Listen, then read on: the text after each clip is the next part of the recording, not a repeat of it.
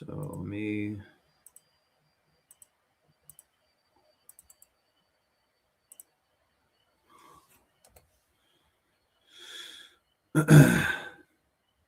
Sorry about that, guys. It's hard to tell on StreamYard if you if it ended or not, because it still looked like it was okay, and I didn't have it up on my phone or like anything else like that. So try this again. I didn't realize with StreamYard you can't really tell if it ended or not. It still like basically remained the same. So I'm gonna go back and see what this farmer rep was saying, because I don't think this video was. That I saw bribe start. First one I saw was a rep came in and invited a doctor, because I was listening. It kind of just fucked me up though. For 5 days snorkeling vacation. All right, snowboard. Down when I heard that. One rep from California said, yeah, I'm not worried about it. I bought mine. I'm back though. I had to close out a StreamYard, come back in. The other, yeah, I did too. I don't know. I just decided to just try it again. So Midwestern rep said he didn't like his doctor's suit, so he bought him a $5,000 to $6,000 Armani suit and expensed it on their expense reports. And I turned that shit all the way to renting a box for a big concert, to Phillies games, Eagles games. Clayton, I don't know. I think AJ said something I was playing was maybe copyrighted or something like that. I think I've played these in More Perfect Union ones before. This is a different one, so maybe I was saying real shit about Pharma, so they took it down or something. Maybe so. Sorry about that. When you're on StreamYards, Clayton, like all my stuff looked kind of the same, but I didn't have it on like my TV. Like I only have one screen. I'm just using a laptop. Yeah, so I don't have two screens to always look at how like the viewer always does. So now and then it's easy to like forget something's up or like to check it. Yeah, I remember to do that for you. So like I was sitting here and I'm on my laptop so I could participate, and we were having fun. And then I'm like, let me check to see, and I could tell you weren't actually live, but you are now. It could have been stuff we said. We did say the word. You think they took us down, bro? Maybe. We're reckless. Maybe. Love it. Let's get reckless. Well, that means that I was saying something, that we were saying something, you know. No, important. I don't think that was it. I think it just. Yeah, I think it was some like that stupid British bullshit that probably was that. It was actually pretty good, but I didn't plan on doing really this live. I just but I might just start doing them each night for a little bit. Well, put some time in, right? I think time is a dances. thing. I have the watch hours already beyond halfway to being monetized, so I just need more subscribers. So it's a good time in here, man. I have a good time in here, and I think if anyone's watching or who will watch, it's a good show, man. Most people who tune in to watch it do end up staying for a pretty good amount of time. Well, let's get this jump scare off of here, you know. Yeah, this lady does look bad. God damn, son. Well, I have maybe a different jump scare. Oh no. This is so this woman right now, Katie Porter, I've covered her on the show one other time before, but this is Congress, how they like fake yell at CEOs. So we'll watch this. You know what? And this might be a governor of California. You'll see. This woman, this jump scare woman, might be the governor of California. She's running now. She's crazy. She's the one who like insulted her staff members and stuff. Was like abusing them. So she might be right for California.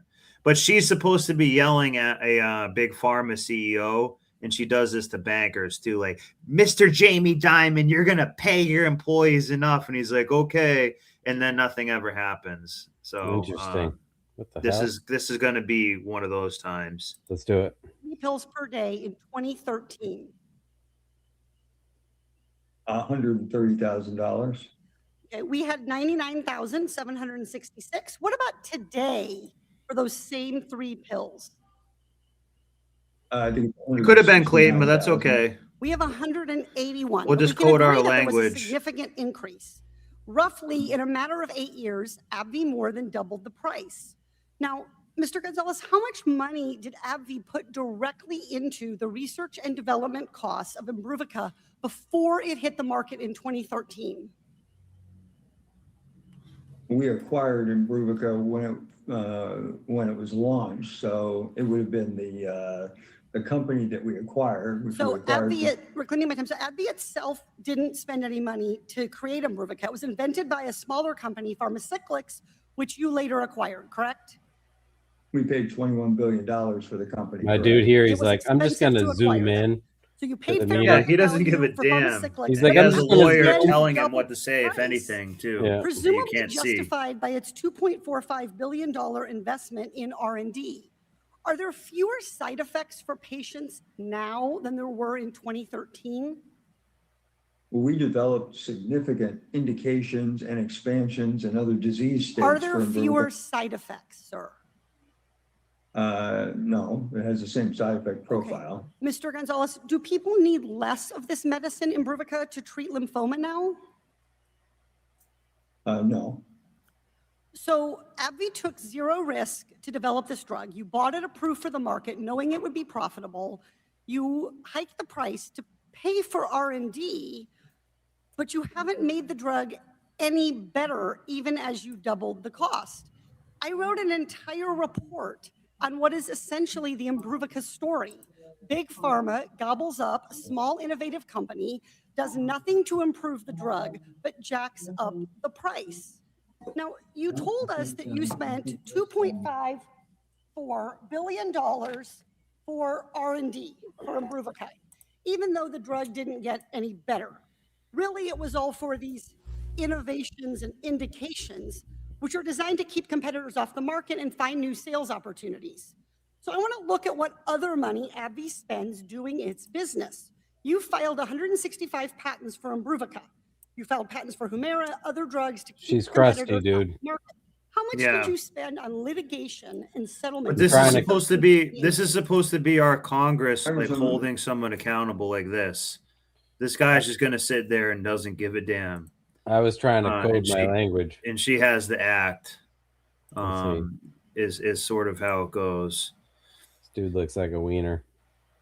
Let's go to this instead. This is going to be kind of talking about where prices skyrocketing out of nowhere. More but what driving I was all those referring to is a secret team of middlemen and a massive legalized bribery scheme. It's a modern form of barely legal gangsterism. They're called pharmacy benefit managers, and they're hired by your insurance company to handle all things medication. They negotiate drug prices with pharma companies. They set your copay at the pharmacy. They even determine what drugs your insurance covers. At the heart of this story is something simple: a rebate. You're probably familiar with the kinds of rebates you get as a customer. If you buy this Oral-B electric toothbrush, you can get a partial refund by sending in a form to prove your purchase. It's like a little reward from Oral-B for choosing their toothbrush over, say, a Philips Sonicare toothbrush. Pharmacy benefit managers, or PBMs, get hired by your insurance company to get those kinds of rebates on a massive scale. We're talking a lot more than $25 back on a toothbrush. And then they pass those savings down to patients? Oh, God, no. Ugh. That's right. Insurance companies and PBMs work together to get rebate after rebate on the drugs you purchase. But you would never know by telling you guys, insurance companies are some of the most slimy, evil people. And I'll be honest with you, this is a small hat thing where they clip the coin. They create tolls along the way to clip your coin without really doing anything. At your astronomical. These people are not like providing a service. Like, I don't even know what a copay, like, they're not providing a service to, like, I don't know, it's just crazy. Copays and premiums. Instead, PBMs and insurance companies use those rebates to pad shareholder profits. You might be wondering, why do these rebates even exist in the first place? What do pharmaceutical companies get from dishing these out? The answer lies in one powerful list, known as a formulary. So because the PBM gets to decide which drugs are covered and which ones aren't, PBMs essentially develop what we call a formulary. Think of it as when you walk into a restaurant and there's a particular menu that will tell you which foods you can buy at that restaurant. It's very similar, except that the PBM is operating with medicines, and they're ultimately determining which manufacturer's drugs will be covered and to which degree they'll be covered. So we're essentially creating a system of preference, saying, look, we're going to cover this drug, we're not going to cover this drug, we're going to prefer this drug among the drugs we cover. Pharmaceutical companies want their drugs to be covered by your insurance. If Pfizer's blood pressure medication isn't on your insurance's formulary, that medication won't be covered. And if it's not covered, you're not going to buy it. Instead, you'll just ask your doctor for an option that's covered, aka a drug that's on the formulary. And that's why it makes more sense to call these rebates what they actually are: bribes or kickbacks. PBMs get kicked back a portion of the profit of each drug they add to the formulary that we, the unknowing consumer, buy at the pharmacy. What it means is that PBMs can really push manufacturers to give bigger and bigger kickbacks in exchange for that preferential treatment. The manufacturer essentially buys its way onto the formulary and by extension buys its way. Well, isn't this what the FDA and stuff is for? But wait, RFK will help. He's going to help bring the drug prices down, guys. He's in it. He's going to help us. Into our body. Just to ground us a bit, pharmacists can't get paid by drug makers to hawk some medicines over others. They can't pop into the local Pfizer office and say, I'll dispense your stuff over the competition if you make it worth my while. That's a kickback. It's very illegal and unethical. We checked with independent pharmacist Nate Hux just in case. I've never had the opportunity to take a kickback. That was all outlawed. I'd take one. Way before I became a pharmacist. But thanks. Yeah, these people would take kickbacks and stuff. I don't think there's necessarily anything wrong with taking some kickbacks, but it's when it gets to the point of greed where you don't give somebody the medicine, then it's bad. Right. You know, then it becomes bad. We got taken down, C-Grip. I saw that. So I didn't understand. So in StreamYards, everything seemed the same. So I was just like doing a show for another like 20 minutes. Yeah, I was probably talking too much S in here. Well, I don't know. We were talking about Big Pharma or something, and maybe that one thing was copyrighted or something like that. So well, here's the thing. So technically, you know how. So this is my personal opinion, but you know how I think they get around the whole kickback thing? You be conferences. Oh, slob and knobs. Oh, conference. Yeah. They cheat at conferences, party. Yeah. There's real fours there. And so first, so I used to be an account exec in wholesale lending. And so I wasn't like a, you know, so pretty much I would go out and I would work with mortgage broker shops, and I would try to, you know, pretty much convince them to send their origination paperwork to my company. At that time, it was Countrywide. And so I would get them to send the origination paperwork here. And so some of the things that I would do is, so one, buy pizza, buy lunch, and everything like that for the office. Yeah. So that's one way to get around it. And I did some creative stuff. Like, so I used to. Well, you were buying lunch at the strip club because they make good sandwiches. Close. Yeah, they do. Close. So one of the things make a good roast beef sandwich. Oh. Well, one of the things that I used to do was, so keep in mind, like I said, I've been in banking for a long time, and I actually worked in, Center City. And when you're in banking, you get to know a lot of the local businesses. And so a lot of the restaurants, clubs, bars, they would have accounts with us. And I know I can be an a-hole at times, but some people like me.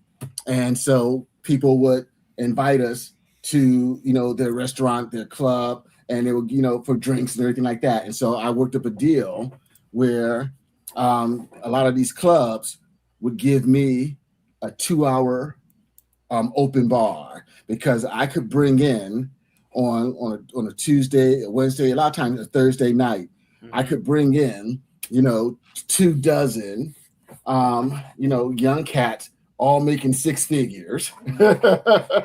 And so, and because I was in the process of, I was going to open up a gentleman's club.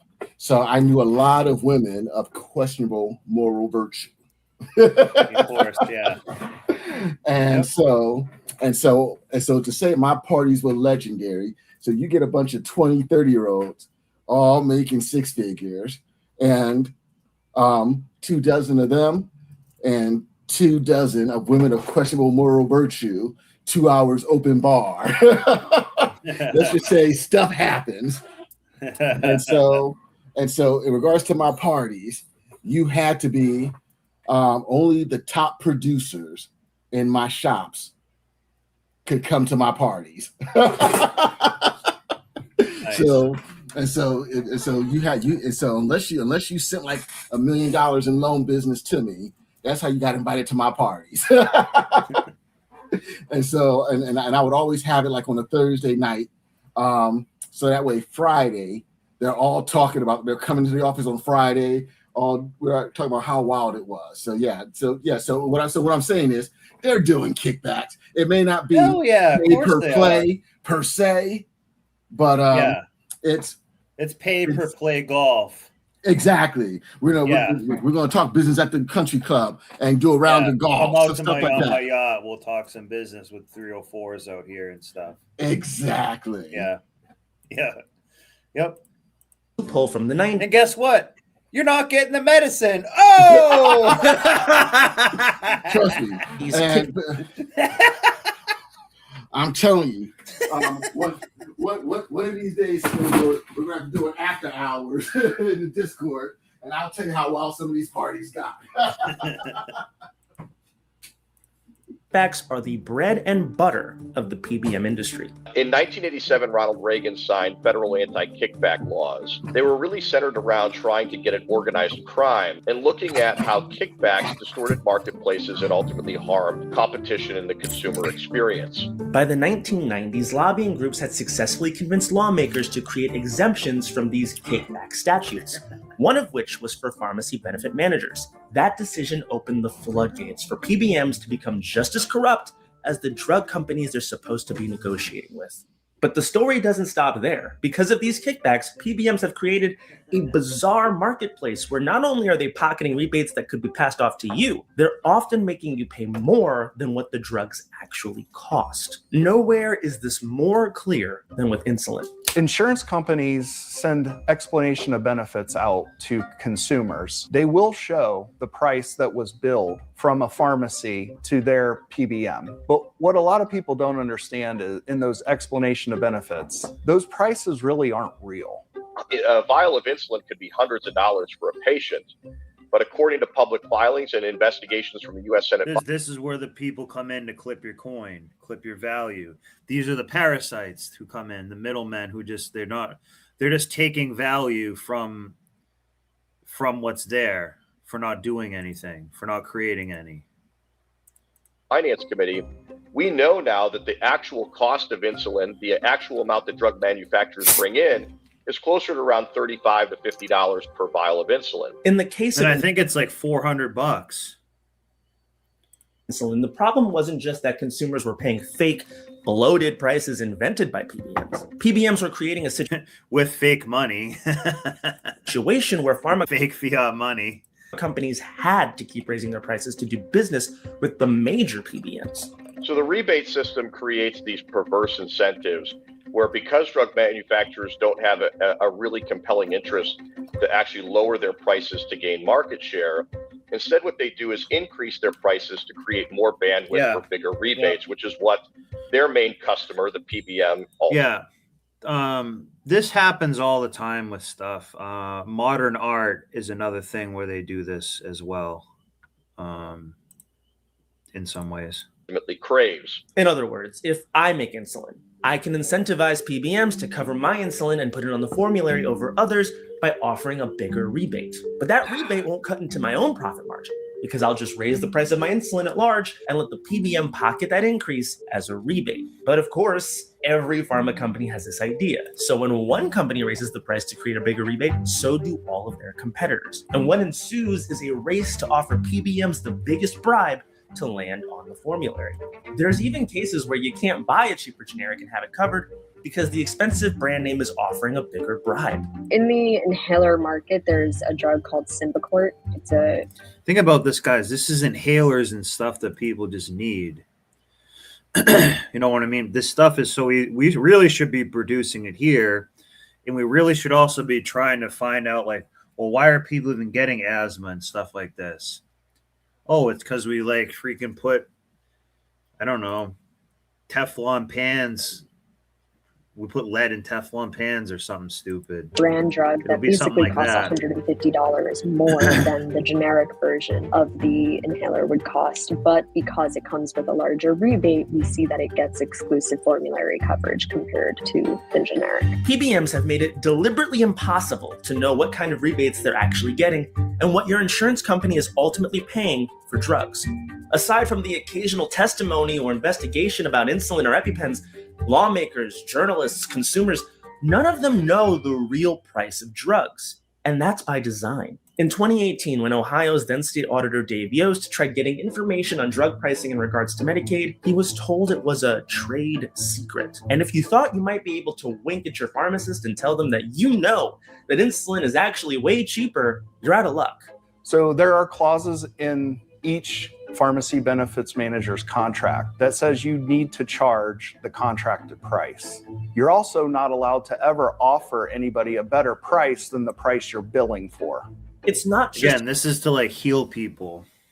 Consumers. This is not like the price of like tomatoes or something that PBMs are robbing. They're also driving independent pharmacists out of business. And that's due to the vertical integration of this whole industry. Companies like United Healthcare and CVS have their own PBMs and pharmacies. CVS's PBM will cut CVS pharmacies a better deal on a drug than it would give its competitors, such as independent pharmacists like Nate. Nate said there's many drugs he can't dispense because PBMs and insurance companies reimburse him below what he's paying to obtain the drug for his customers, meaning he'd lose money every time he dispenses them. But that's not even the worst way pharmacists get squeezed by PBMs. So one of the expenses that we do deal with, insurance billing, is many times they will audit us on claims. They don't want to pay you anything. Remember, an insurance company's job is to basically tell you no, so they can keep the money that they have, and that money that they have, they play with it in the stock market and stuff. Claims that are years old, and they're going. Same thing with a lot of some of this banking. Like, you have to have, because I think the Fed is starting to print a lot more money again, and I think so. You'll know about this, Seagrip. Like, basically, if you have $1, you can lend out up to like $9. There's some type of ratio like that. But you don't have the $9 in the bank, but you can, rent up to 90%. Going to can say, I jump in real well, quick? we paid you $1,000. We're gonna. I said that wrong, but you know what I'm talking about.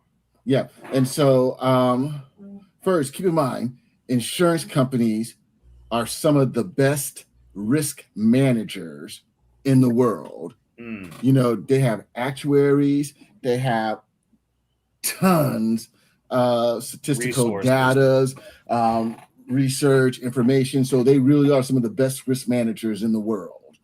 And but also, and so in regards to, they know, because once again, it's all a numbers game, and it's like the casinos. The house always wins. If you stay at the table long enough, the house always wins. And so, in regards to how money creation works, that's the one thing that big business and government don't want you to do. They don't want you paying off your debt, because when you're debt free, you shrink and collapse the money supply. Because, and so, they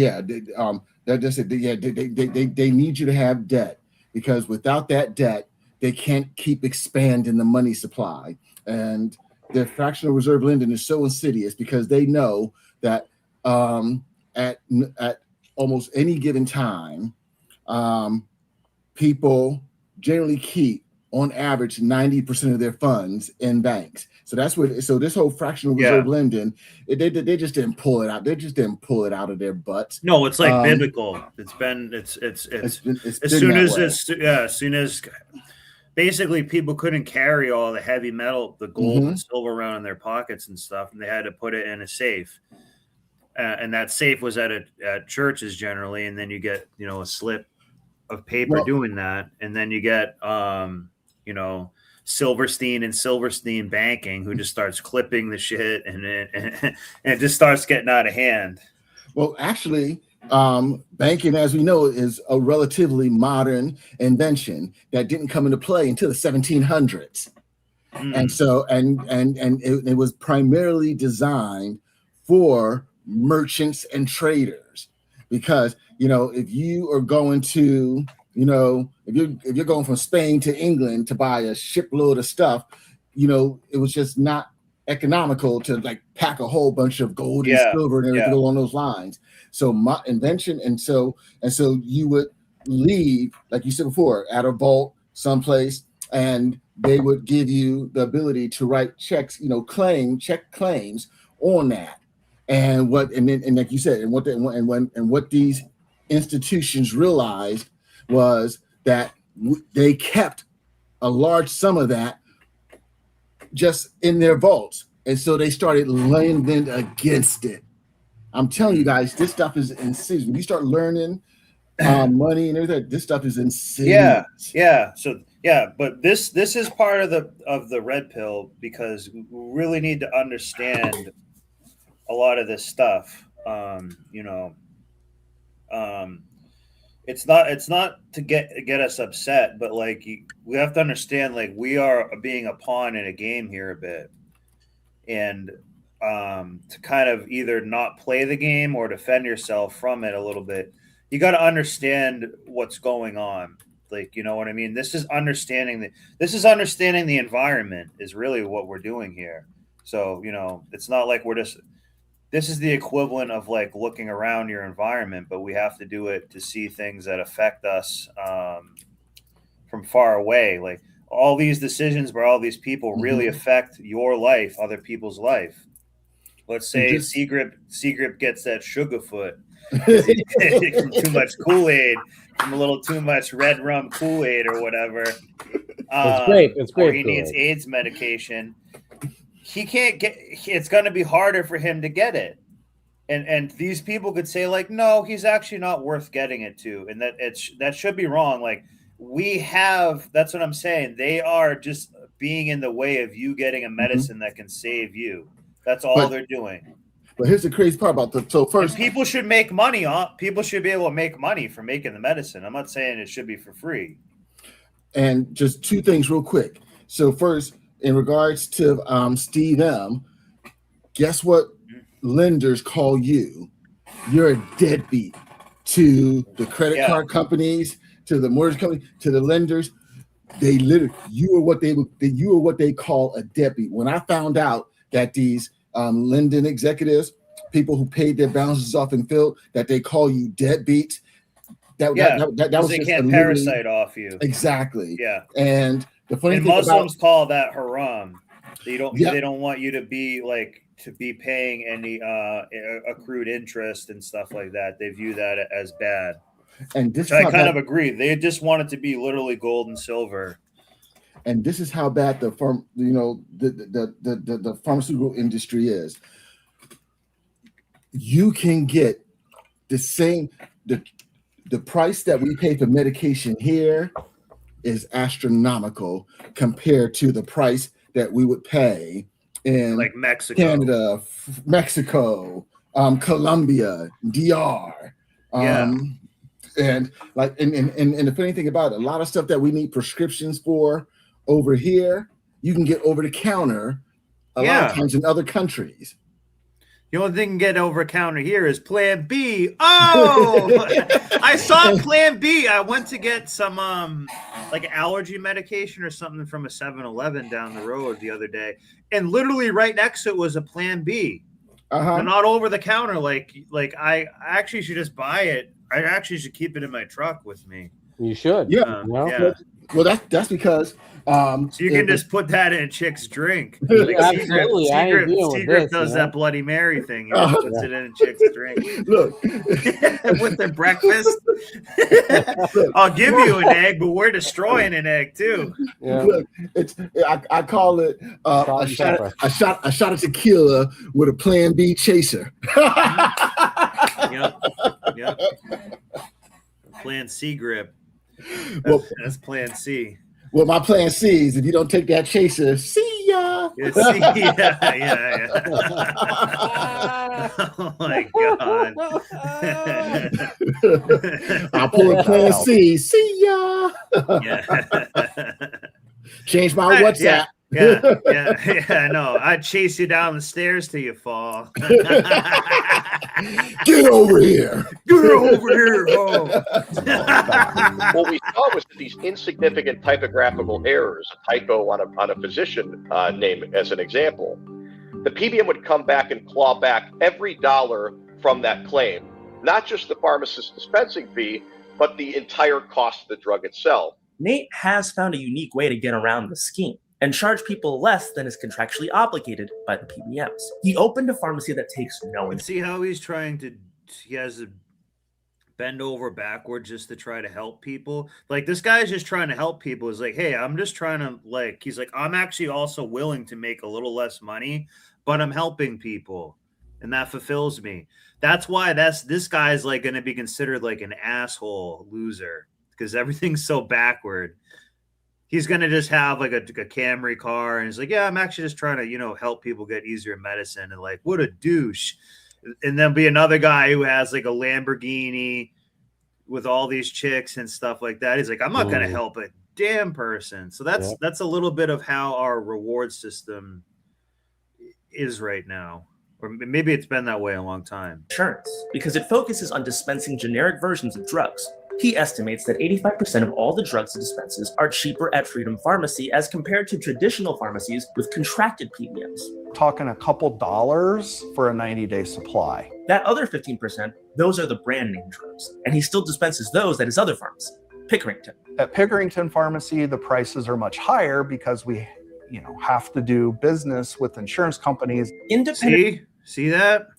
Pharmacies like Nate's won't solve the PBM problem. However, PBMs have recently come under increased scrutiny from both Democrats and Republicans. The FTC is actively they want in on it. That's why investigating the role of PBMs in inflating drug prices. The three they're clearly not monitoring these industries good enough. I mean, we're in a real mess here, guys. There's people on the streets crazy and stuff. Like we're in a real mess here. They won't, they don't have your best interest. The water is beginning to start to boil here. Just PBMs have a near monopoly, controlling around 89% of the market. And in the midst of that investigation, Ohio's now Attorney General, Republican Dave Yost, has announced his own action. This morning, Ohio's Attorney General is putting Cigna, Humana, and Prime Therapeutics on notice, alleging a conspiracy to keep drug prices unreasonably high. Yost's antitrust suit claims Express Scripts and other PBMs created a pay-to-play rebate system. Just want to go back to look at these companies here for a second. No, that guy is kind of an annoying fag kind of. But see these companies here. So this is another thing. These actually do employ a fair amount of people. But the people that work in these systems also know that they're ripping off other people. And there's not really a lot that they can do about it. Or they don't care, too. So, that's another thing. We allow ourselves to accept it because you say, oh, I work for Cigna or I work for Humana, whatever this is. Cigna. Yeah, I'm getting paid good, but I don't care, but it's not my fault. Like my neighbor down the road who doesn't work for the company, like he's getting cooked by it. They don't care. This is the problem with a lot of insurance companies. They do employ a lot of people and now and then benefit some people, but overall they're very parasitic. They're not helping anybody. Like, again, they're making a game out of your health and your community's health and everything. They don't care. Keep drug prices unreasonably high. Yost's antitrust suit claims Express Scripts and other PBMs created a pay-to-play rebate system that pushes manufacturers to increase drug prices. Yost is also going after PBMs for clawing back millions of dollars from independent pharmacists. PBMs claim to save consumers money by negotiating. Also, can you just go back like a minute when you had the slide that had Cigna, Humana, and Prime Therapeutic, their names lined up? Yeah. And I think they had 3 You went too far. Way too far. By Way too far. BlackRock or something, anyways. Way too far. Guess what else? Guess what else they have in common? They're all Medicare providers as well. Medicare has 4 parts to it, and part 4 parts. And Medicare Part D is prescription drugs. So there's Medicare Part A, which you get at 65. That covers your hospitalization, and there's going to be co-pays, and there's going to be co-pays on that. Then you have Part B, that is your medical. This covers your doctor visits, and that you got to pay monthly for. And as of this year, that's like around $202 a month. What? Yeah, Medicare Part B is $202 a month. It actually went up from like 180 something. So Medicare Part B actually went up 10% this year. But what you pay for, you get nothing. This is what I'm trying to say. No, none of these people are like actually creating any value for what you give. Oh, it gets better. Hold on. It gets better. Go ahead. Okay, so if you're gonna let me go, thank you. So I'm almost 50 years old. Mm-hmm. I have been paying into employer-sponsored health benefits since I was like sub 18 years old, and if not that, 18 years old. I think that's crazy that I've been paying into employee-sponsored health care my entire life. I'm 50, and I don't think I've ever really gone to the hospital. I don't take drugs. I am the cleanest mofo, right? So last year is the first year of my life that I neglected employer-sponsored healthcare, and I used that stupid marketplace to pay half. Yeah, well, see, Grip, I did. I paid half of what my employer-sponsored healthcare. They wanted to take, $120 out of my paycheck, so I went on the marketplace to make it so I pay $70 $70 a week, and that's the first time in my life I've had to do that. There's a reason for that. So keep in mind, when something happens, they're going to say you're absolutely cooked. What's going to happen to me? Snowboard, what's going to happen to me? Yeah. What's going to happen to me? I just made a major change. To my healthcare also. And if you guys want, I'll share it with you later. But just in regards to you, ESARs, so there's a reason why. So with your employer group sponsored medical benefits plan, keep in mind so the term that we like to use is risk pooling. I give you that. And so risk pooling just simply means so you don't have to qualify for your health care through your employer. So you could have the C word, or you can have your pre-existing you don't have to do a pre-existing conditions. Yeah. Right. And so because they understand there's going to be employees that are sick that will use healthcare a lot, and then they're going to have people like you who don't barely use it at all. Right. And you're helping to, I guess, underwrite or help bear the cost of the people. Subsidize the cost of the people. So there's a reason for that. And you're right. I just made a change to my healthcare in which I just switched to a high deductible plan. because well, for a couple of I'm like you. Up until a couple of years ago, I barely used insurance. I barely went to the doctors, and now as I've gotten older, I'm going to the doctors a lot more. But I actually went to a high deductible plan, so I have a real big out of pocket, but I now get to put aside like $5,000 a year, and my company is giving me like several $100s more. Right. And this high deductible savings account. So I have this health savings account where I now have so now I built my balance up enough. So because I'm maxing out on it. Secret. Mm-hmm. That's called my savings account. Yeah, exactly. So I have a savings account. So like if let's say something catastrophic happens to me, and I know that I got that marketplace health insurance. So if something were bad, I'm coming out of pocket out of my savings account.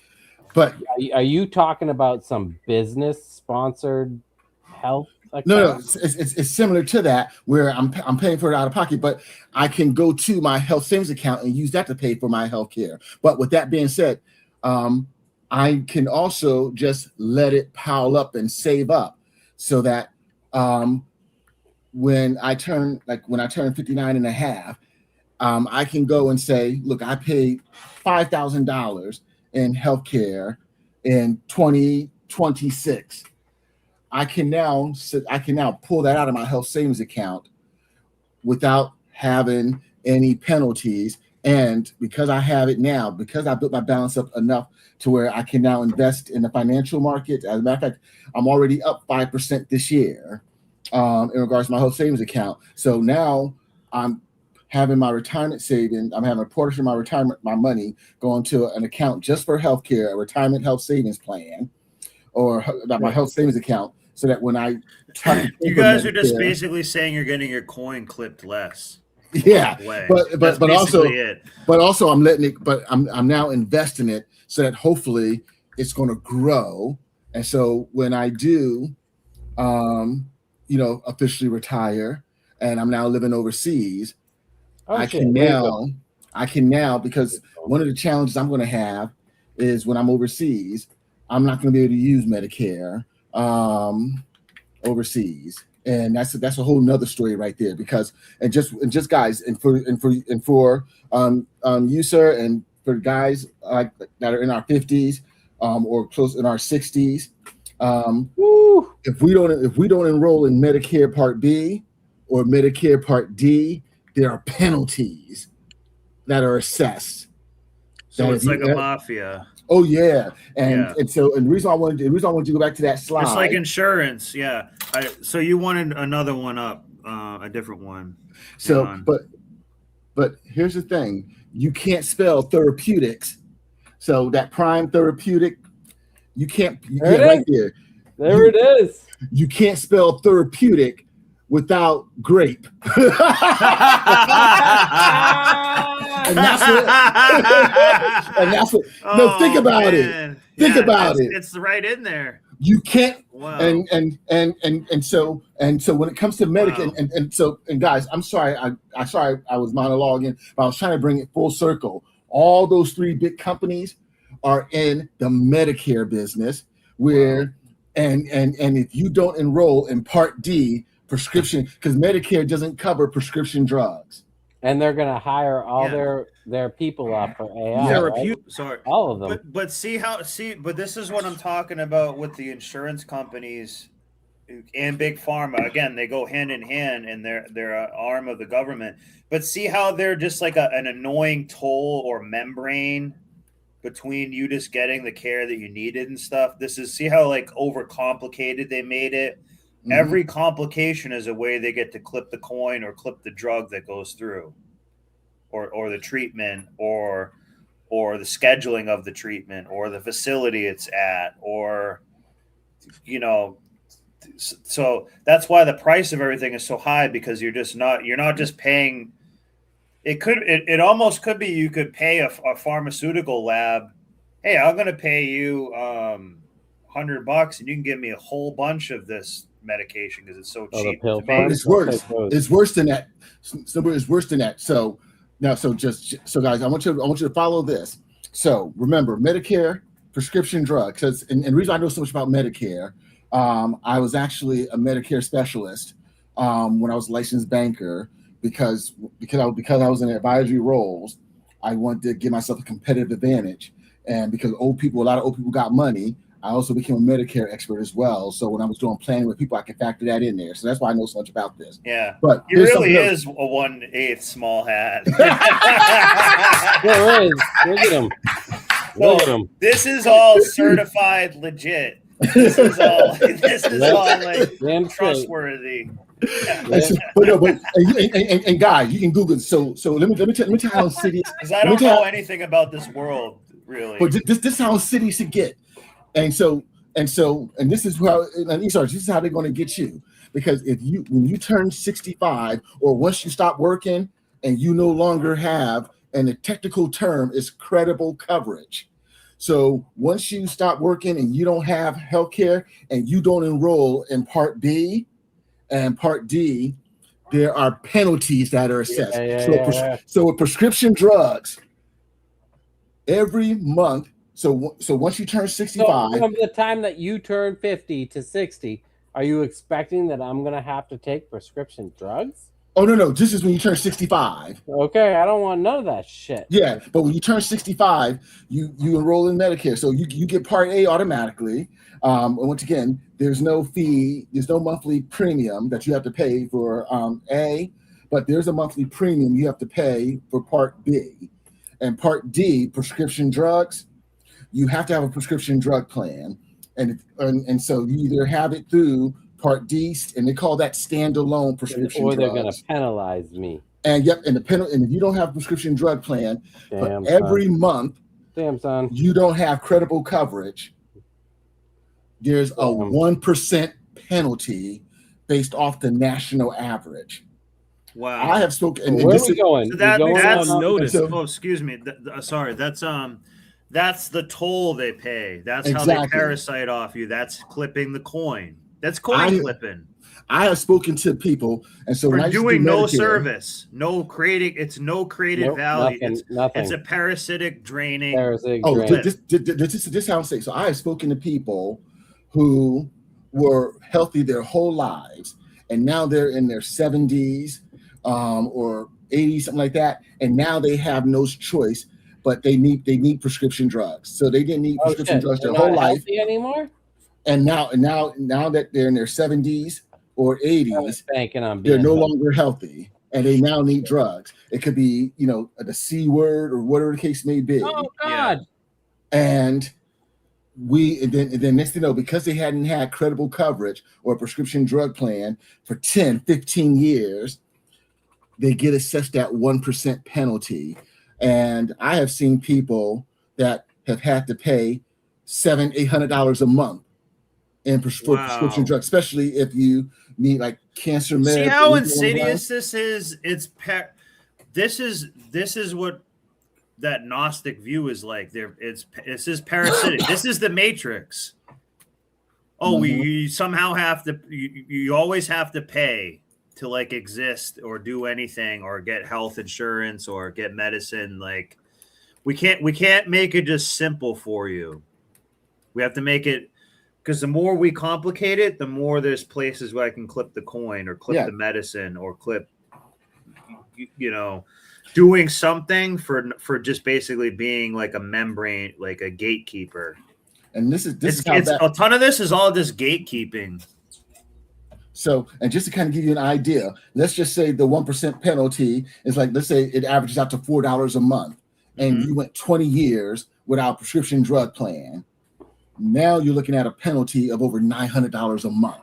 And I've seen people, so it goes from the past too? Yeah, it goes all the way back to. Oh, so that really sucks. Exactly. And so in my case, where I plan on living overseas, because you don't know what the future will hold, I'm going to have to sign up for, Part B and Part D, even though more likely than not, I won't be using it. Yeah, because it's mafia style. They just make you do it. It's a protection plan, they call it. You're paying for protection. Exactly. Yeah. So yeah, I'm telling you guys, there are levels to this game, and this is where it's. And I'm telling you right now, somewhere along the lines, and Snowboard have covered this in the past, in bits and pieces. But we are playing a game that we don't know the rules to, and there are levels to this game. Yeah, definitely. Yeah, and this was kind of one of them. Alleging a conspiracy to keep drug prices unreasonably high. Yeah, and a ton of this is insider trading. Congress doesn't do shit. The FDA doesn't do shit. RFK doesn't do shit. Doctors don't do shit. Lawyers don't do shit. Yeah, you do shit. Biden. No one did. This is gonna stay the same. Yeah, Snowboard? Who are you to mess up my PAC money?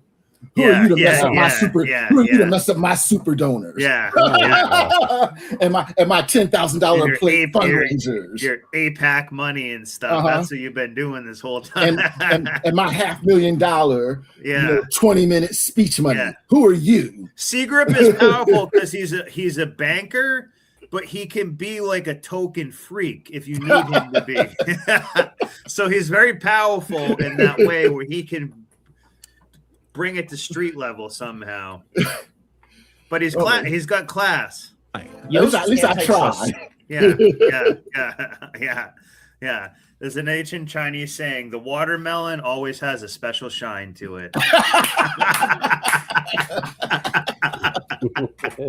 Claims Express Scripts and other PBMs created a pay-to-play rebate system that pushes manufacturers to increase drug prices. Yoast is also going after PBMs for clawing back millions of dollars. So this guy is trying to do it the right way, do a small pharmacy, not completely rip off the customer, and have all these coin clips along his way. So, good for him. There needs to be more of them doing this. From independent pharmacists. And independent pharmacists, not, hey, let's go to BlackRock Pharmacy for every goddamn thing. Have diversity, have smaller places like this. PBMs claim to save consumers money by negotiating rebates with pharma companies, a claim Yoast in his suit calls knowingly false. Instead, Yoast argues they're scheming in the shadows to control drug prices on all sides of the market. And when they came under scrutiny, and that's what we're talking about here, they moved part of the operation to Switzerland to keep pocketing rebates. PBMs need to be held to the so they could get outside of a lot of the laws to do all their banking stuff that they want.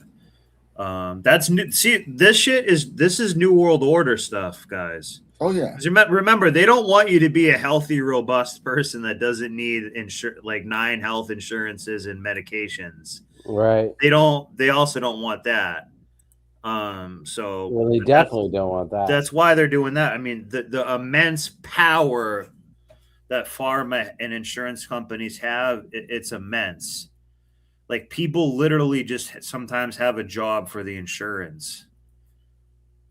A lot of people, all live that way and stuff. And they're not bad people for doing so. I'm just saying that's the situation that we're put into. Same standard as other industries. And we have an abundance of medicine, by the way. It's not like there's a shortage on any of this medicine or it's crazy difficult to make. Yes, we get most of it from China, but China will make it cheap. China makes stuff that we want for cheap. Yeah, they do. They do, and they'll do it. They'll say, "Oh, we'd be happy to make that medicine for you." Under federal, it's only once it gets to here that they pimp it out. China's not pimping it out to you. Anti-kickback laws. They shouldn't be able to influence any medical decision based on how much of a kickback they receive. It won't fix the entire drug industry, but it's a good start. Yeah. Thank you so much for watching our video. Reckless. And like I said before, Snowboard, who the F are you to get in the way of my PAC money? Yeah. Where else am I going to get tens of millions of dollars to get a job that only pays me $156,000 a year? And I'm going to lose my insider trading, and I'm going to lose, and I'm going to lose my grift. and me getting flown You out on won't be able to private hang jets. out with RFK on Cape Cod over the summer. That's what kind of sucking the whole Kennedy crew. And your construction company, build. I hire you refer a construction company to me, and they build an addition to my house, and only charge me $1. Yeah. Who the hell are you to get in the way of that? Yeah. It's all a grift. It's all a grift. Yeah. Well, that's another thing. Like, I'm just pointing out part of the hustle that people do. But a lot of times, like, it's like these doctors. It's like, dude, you're already a doctor making pretty, like, why are you just getting completely greedy on top of it? It's like, you know what I mean? Some of it is like, they didn't want to, like, the part that's also sick about it, they didn't want to create any real value and like help heal you.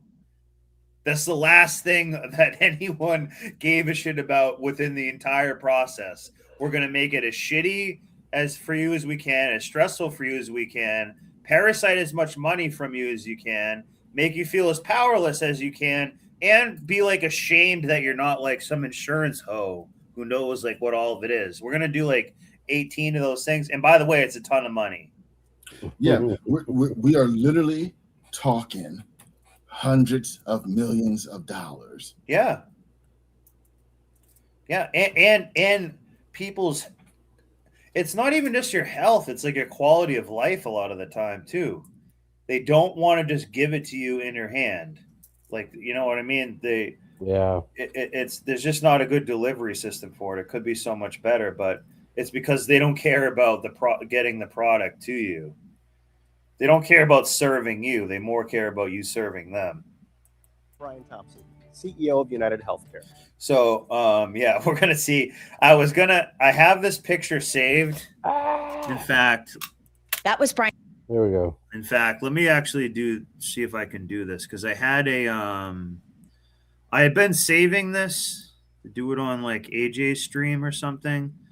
But like basically I had this headshot that I would used to like use as like an avatar and stuff of this guy.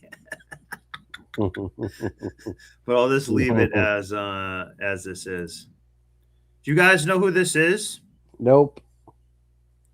I don't like him. Looks like a snake in the grass. Seagrip, do you know who this is? Brian Thompson?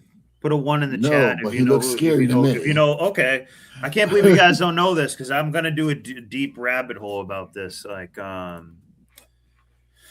just let the chat interact for a second and see if they know who this guy is. He is kind of a math man knows. And let me go to this really quick. Let me see if I can change my screenshot. Oops, sorry. Weird. No. All good. I won't mess with it now.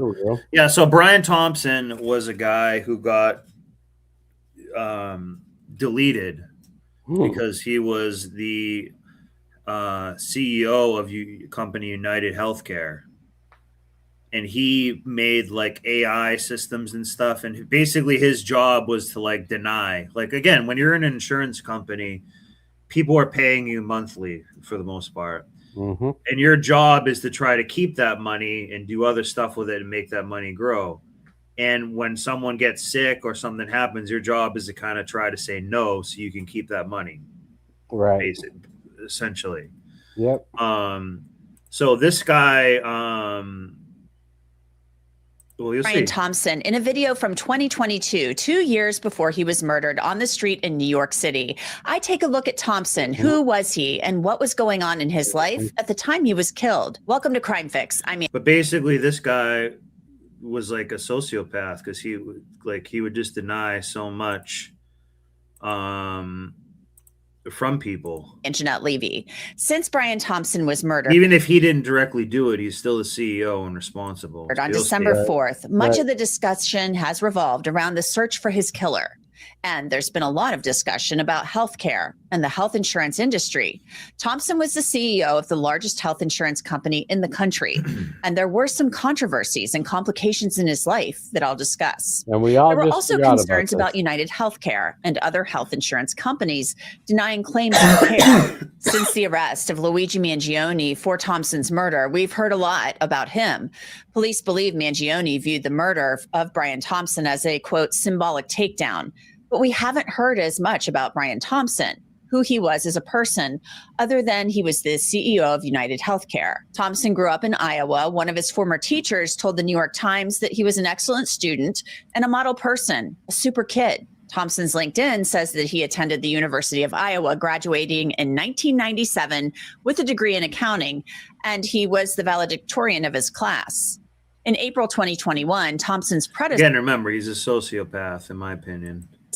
Andrew Whitty praised Thompson when announcing he'd been named CEO of the company. Brian's experience, relationships, and values make him especially well suited to help United Healthcare improve how healthcare works for consumers, physicians, employers, governments, and our other partners. Thompson had worked at United Healthcare for 20 years. He joined the company in 2004 and worked his way up to the top position.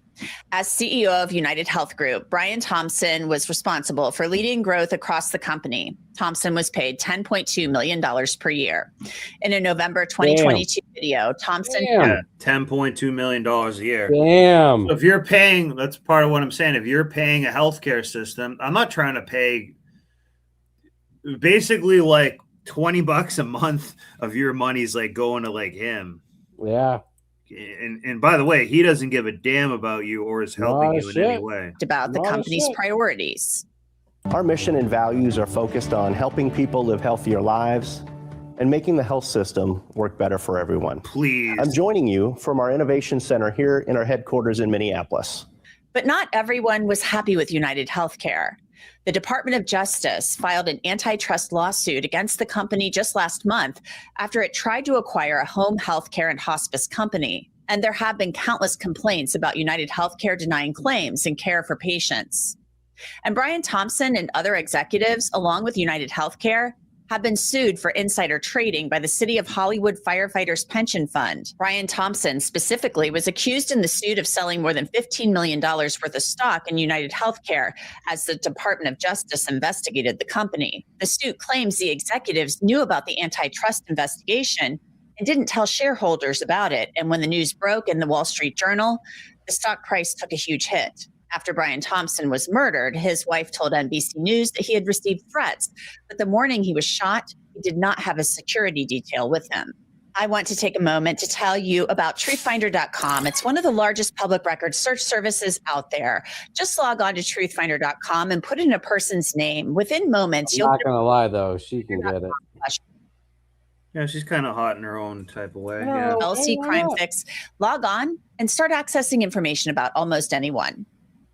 I want to bring in Philip Klein. He is a personal protection officer and also a security consultant. And at one time, he provided security for Brian Thompson. Philip, thanks so much for coming on. Tell me if you would, first of all, when were you providing security for Brian Thompson? So between 2005 and 2009, we had Brian 3 times between that time period. We were working for executives in an oil company, and basically what Mr. Thompson was doing, he was coming in from the outside, and he was coming in from, I believe, Minneapolis. He came into DFW, and we took him from there. We didn't work for his healthcare company, but we did work for the oil company, to which he was coming in to give a speech in front of the stockholders and about the healthcare industry. If you go back and remember, that's when Obamacare was spinning up as fast as it could. So everybody, major corporation-wise, was a little nervous about their healthcare costs. What do you recall about Brian Thompson? Well, I mean, there were 2 things. Number one is the first thing we all look for when we have a protectee, which is, are you going to listen to us? Are you going to do what we tell you to do, and especially don't do what we tell you not to do? So, I mean, it's one of those. The second thing is I've protected probably over 5,000 people in my 40-year career. in one case or another. Our specialization is as corporate executives and politicians. I can tell you, when somebody's going to make it big, and when they have that gravitas around them and people smile at them and the way they shake hands and the way they present themselves in public, all the way from the tie they wear to the shoes they wear. You could always tell that this guy was ahead and beyond in his age group at that point. I think he was like 38, 37 years old, if my memory serves me correctly.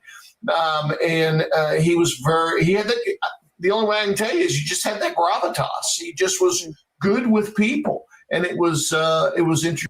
A lot of people say Bill Clinton was like that. Interesting to watch him, but we don't really watch him. We're more watching. Yeah, probably Trump is too. Like, this is half of how people get ahead in life is this type of stuff. So, Bill Clinton was going to be a star when he appeared on Arsenio Hall playing the sax machine. Playing the sax. I don't know if you remember that, or if I'm just dating myself. And so you knew there was something special about him, and I'll leave it at that. And we used to jokingly say, Bill Clinton was the first black president in the United States. Oh yeah, because he did a little bit of oral sax in the Oval Office. Oh, he did an under the table job. Oh, and this is when you knew, and Dave Chappelle said it best. This is when you knew Orange Man was going to be a star, when Hillary said he don't pay taxes. He said, and he's like, "You damn right I don't. That makes me smart." And guess what? And you could have changed the laws, but you're not, because it benefits me and your friends and your donors. That's when you knew he was going to be a star. So Yep. And now we're in World War III. Yeah, what's going on around him. So, but I do remember that. And the last thing I remember of him was when we left him for the last time. He turned around and looked at me and said, "Hey, Mr. Klein." I said, "Yes, sir." He says, "You be careful." And I smiled real big and I said, "You be careful." And he kind of laughed a little bit. So he could banter with us. He was relaxed enough where, maybe he was satisfied with the people that were around him, but he was more caring about us. And that kind of surprised me, because we rarely get that from protectees. They're in a hurry, or, they don't really realize what's going on around them, or the ballet that it takes to get them from A to B and C to D, or in an audience, working a rope line, whatever it may be. A lot of our protectees, they're busy going on to the next event or the next situation. So I was very surprised that he took the time. We were in this. I just jump in real quick. Sure. And so I'm just going to go off topic for one quick moment. He said something. He said something that was very pertinent. That when they're dealing with a protectee, is this someone that will listen to us and do what we tell them to do? Because at the end of the day, we have the responsibility to protect you, and in order for us to protect you, we have to have authority over you. And this is why you can't do it, B-dubs. because I was gonna say that, but I wanted you to say it. Because at the end of the day, responsibility without authority is slavery, and that's why you can't. But I didn't mean to go off script for a moment there, but that was very important. I can't protect you unless I have authority over you. I'm responsible for you, so I have to have authority over you. Yeah. So I just wanted to go off script there. My bad. No, it's all good.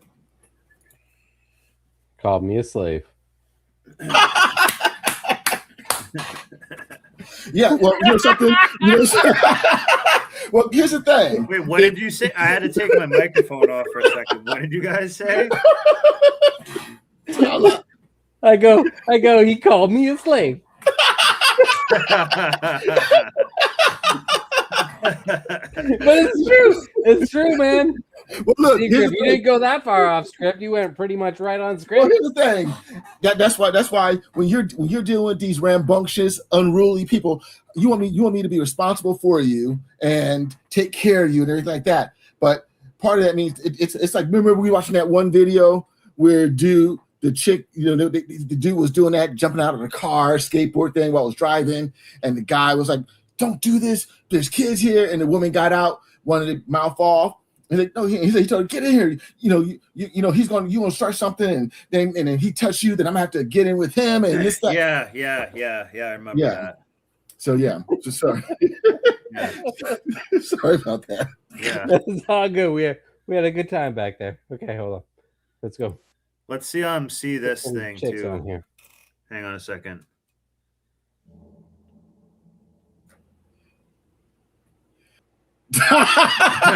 Damn.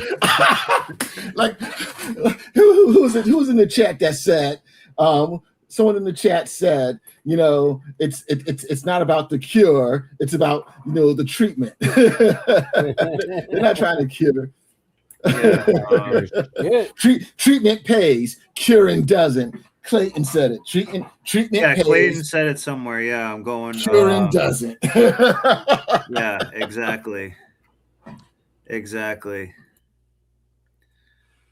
Yeah, here we go. Treatment plays. Yeah. What did she say? She wanted it to be a perennial, so she wanted it to come back every year to make more money longer term.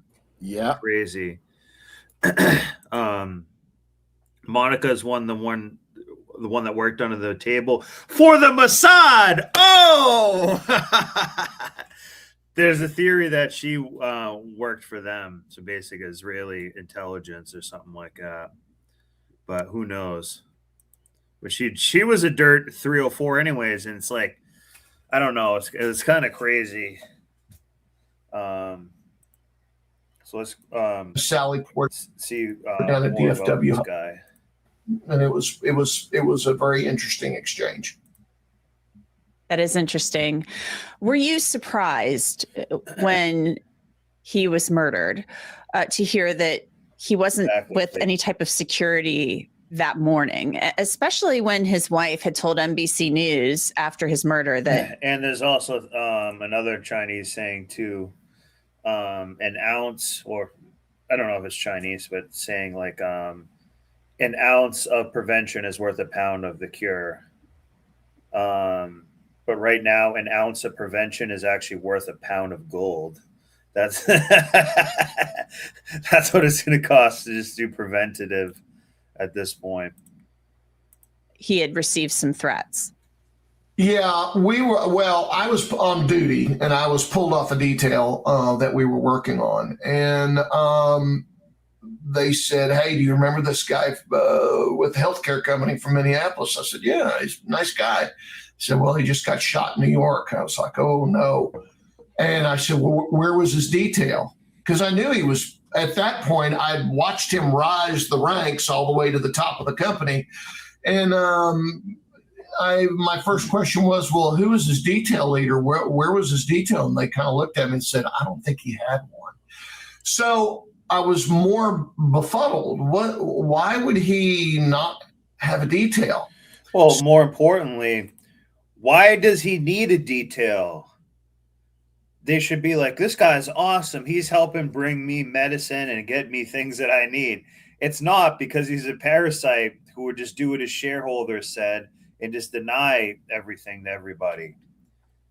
Why else would he need a detail? It's not just because he's rich. It's because he's rich off of screwing everyone over, letting your grandma die earlier, not giving you the MRI when you needed it in time and shit like that.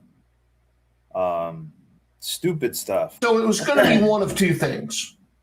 One is that he shirked his security. He just said, I don't need it. I don't want it. I'm going to New York. I'll be fine. Leave me alone.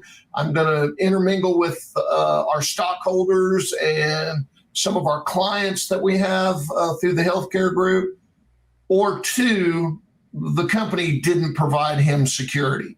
I don't know the answer to that, They have not released that information, and I'm kind of thinking they're going to keep it close to their vest for litigation purposes. But I really think that it can only be one of those two things, and so I would be kind of surprised to hear the company or hear his family say, "No, we didn't need security," so he shirked it. I have a hard time believing that, but this is the United States today, and there's a lot of surprises around every corner right now. And you've seen an uptick since his murder in CEOs, companies wanting protection for we were just talking about this, for their CEOs. Yeah, I will tell you, we're 100%. We're not taking any new clients right now because we're at 100%. We became 100% about noon yesterday.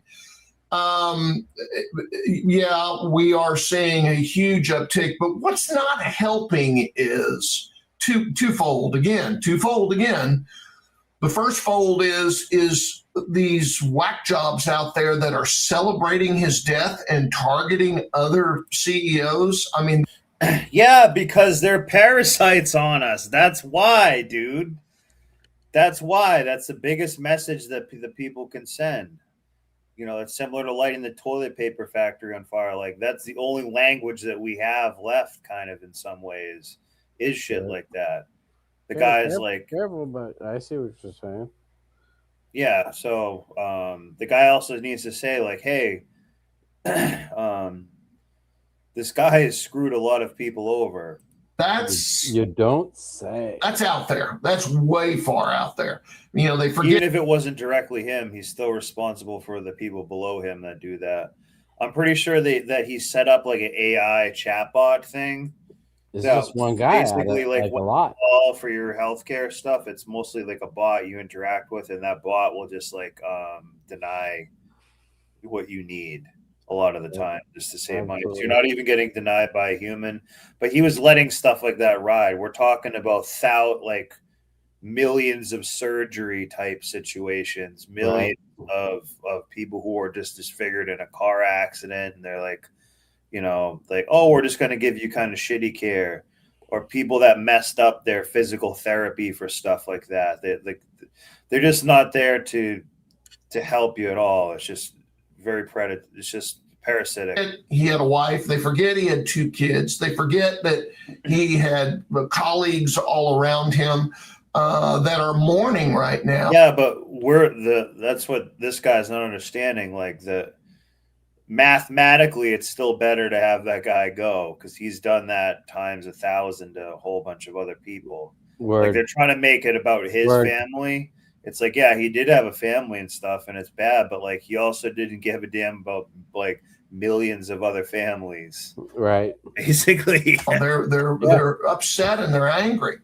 Second, he didn't have to make 10 million. He didn't get $10 million just from like being a great guy. Helping everybody. Yeah, no, he didn't. That's why he would need security. If he was helping everybody, everyone would love him. Yeah. So we got political. What did you get to say? What you wanted to say? No, I said. I mean, I did. I said enough. Okay, let's go. Political officials, AOC chirped in yesterday, which really concerned a lot of us out here that protect political officials. We kind of scratch our heads and say, well, I wonder how her family would feel if it was her. And so, I think the political discourse in the United States of America is at a fevered pitch. We rate everything on a 1 to 5 in our security consult business, and we're at a 4 around the United States right now. I think it's a matter of time before a copycat, yeah, but why? Where's the motive? The motive is that like this guy is kind of like seen doing a heroic Robin Hood type act. Like, you know what I mean? This is the Joker type shit. This is Batman type, Rage Against the Machine type of thing here. So they're not going to acknowledge that in this, because I think they don't want to inflate that type of behavior. Something else happens to some other executive, whether it be television. Because they don't really want to try him in a jury of his peers, because most of the people are going to be like, yeah, no, let this guy go. Like, you know, he you know, it's like taking out like a George Soros type person. Like, this people has affected as many people. Like, he's really affected a lot of people's lives and responsible for a lot of death. Whether it be healthcare, whether it be the grocery store owners, whether it be, you know, we can go down the list. I mean, just go down the list that everybody's affected by. I think a lot of some of the doors have been opened now, and once you go through that door, it's hard to walk back through it. Yeah, it's very concerning. Well, Philip Klein, thank you so much for joining us and talking to us about Brian Thompson. I appreciate it. You're very welcome. My best wishes to everybody up in New York. After Brian that guy sucked. Thompson was killed, a clip from Andrew Whitty leaked to independent journalist Ken Klippenstein. It has raised some eyebrows. The mission of this company is truly to make sure that we help. So this is the guy after the guy died, pretending how much he helps you. So this is going to be a complete shill. Watch this.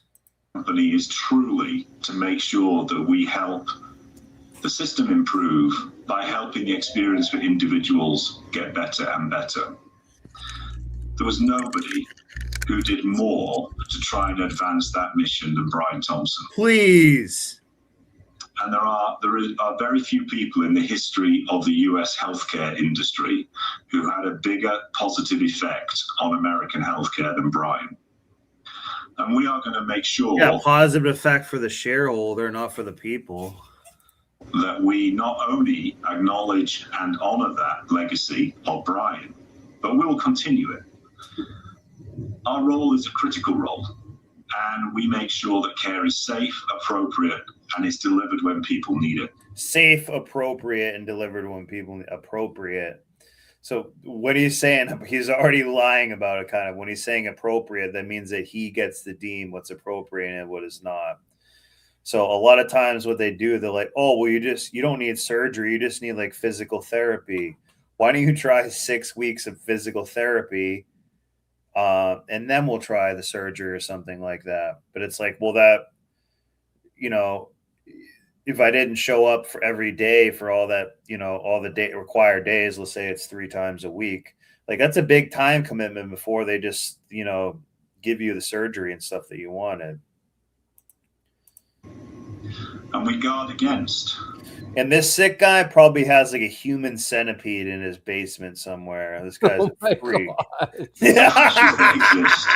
For unsafe care. This guy puts on like glasses and has like a human centipede in his He's got basement. a fucking human centipede in his basement. This guy does. Care Jesus, to be delivered snowboard. in a way which makes the whole system too complex and ultimately unsustainable.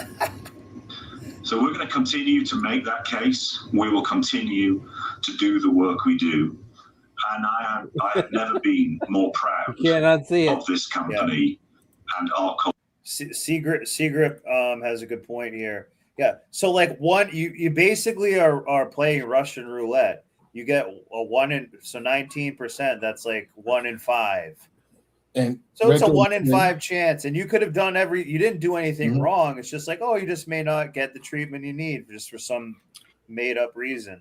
Yeah. Red Door Woman pointed out that, you know, they denied 33% of their claims. And that was, that's an outlier because industry average was, I guess, according to what I'm finding on the internet, is 19%. Okay. And so but that's still a lot. Yeah, it is a lot. You know what I mean? If I'm ordering a fucking pizza and it only you know, it only shows up so many of times, you know. And I get pretty mad. This is their job, is to bring it to you. I get pretty mad when I order a pizza and it doesn't show up, you know? So like when you're talking about like a surgery and you're like, I'm kind of messed up right now. And they're like, yeah, well, no. Ooh. Or there's complications. Yeah. I get mad over a pizza. Forget about a surgery. Yeah. And someone made this claim in regards to that that many of these coverage denials were erroneous and illegal. But keep in mind, like I said before, insurance companies are some of the best risk managers in the world. And they're very hard to challenge. Because what are you going to do? Sue an insurance company and go to court for like 100 years? Yeah, because that eats into the so profit. much money. Yeah, because that will eat into the profit, which means it will eat into shareholder value, share price, and eventually their bonuses. Because a lot of these CEOs, their bonuses are tied to the share price. Yep. Yeah. But see how like, and they should be able to make money, but they just get so it's not about making money. It's not making an insane amount of money. Yeah, that's what I'm saying. Like they've already been making a good amount of money for not. And by the way, it's not like they're working hard. They're not even doing like work really that much. Like they probably answer like one phone call a day. It's not like they're out there like putting a lot into it. They're just like being a toll collector basically. And what this company does on behalf of people in need across the country. I want to turn now to Ken Klippenstein. He's an independent journalist who's been covering the murder of Brian Thompson. First off, Ken, he does not look like a Klippenstein. Decided to publish the manifesto of Luigi Mangione, the entire manifesto, when other outlets wouldn't. Tell me why you decided to do that. Yeah, well, these outlets were happy to quote selectively from it, to paraphrase from it. But for whatever reason, they weren't willing to actually publish the manifesto, which I thought was in the public interest, clearly in the public interest, because since I've published it, it's garnered some 2 million views. So there's no question that the public was interested in the substance of it beyond these stray quotes and paraphrases. So I published it to my site, with the context being this is the real manifesto, because there were a number of false ones circulating, and when the media declines to provide people with the source material on which their claims are based, that just feeds into all these misconceptions because nobody knows what the real one is that they're talking about. And so that was sort of my rationale. Now, the response to it, I've gotten some angry accusations that I'm feeding into copycat attacks and things. I regard that as being, similar to the claims that violent video games are going to cause kids to, go shoot up schools. I don't think the evidence for it is particularly strong. And so that was sort of my rationale for making that public. You've been getting a lot of information from people inside United Healthcare. Talk to me about what you've been hearing from the people inside the company about Brian Thompson. So Brian Thompson's background turns out to be, like most people's, a complicated one. He was an individual with, a variegated backstory, just like most people would have. And unfortunately, that's not the picture that's coming across, I think, in the major press depiction of him, which in the immediate wake of his brutal murder was, portrayed as in sort of North Korean leader terms, like, this perfect man who's, quote, well-liked. That was terms described by him, I think, in the Washington Post. And, he's a family man, blah, blah, blah. And I can sort of understand the impulse to, want to be nice to somebody who had something terrible happen to them and to his family. But that's not the role of journalism. The role of journalism is to, pull facts together. And so in just talking to ordinary rank and file people at the company, I learned about a Justice Department antitrust investigation into the firm, during which time so just so you guys know, basically a guy made a almost like a 3D printed firearm and like deleted this guy in broad daylight right out in front of the like some conference he was at, and kind of got away with it for a couple weeks. He was very influenced by Ted Kaczynski, the Unibonger guy.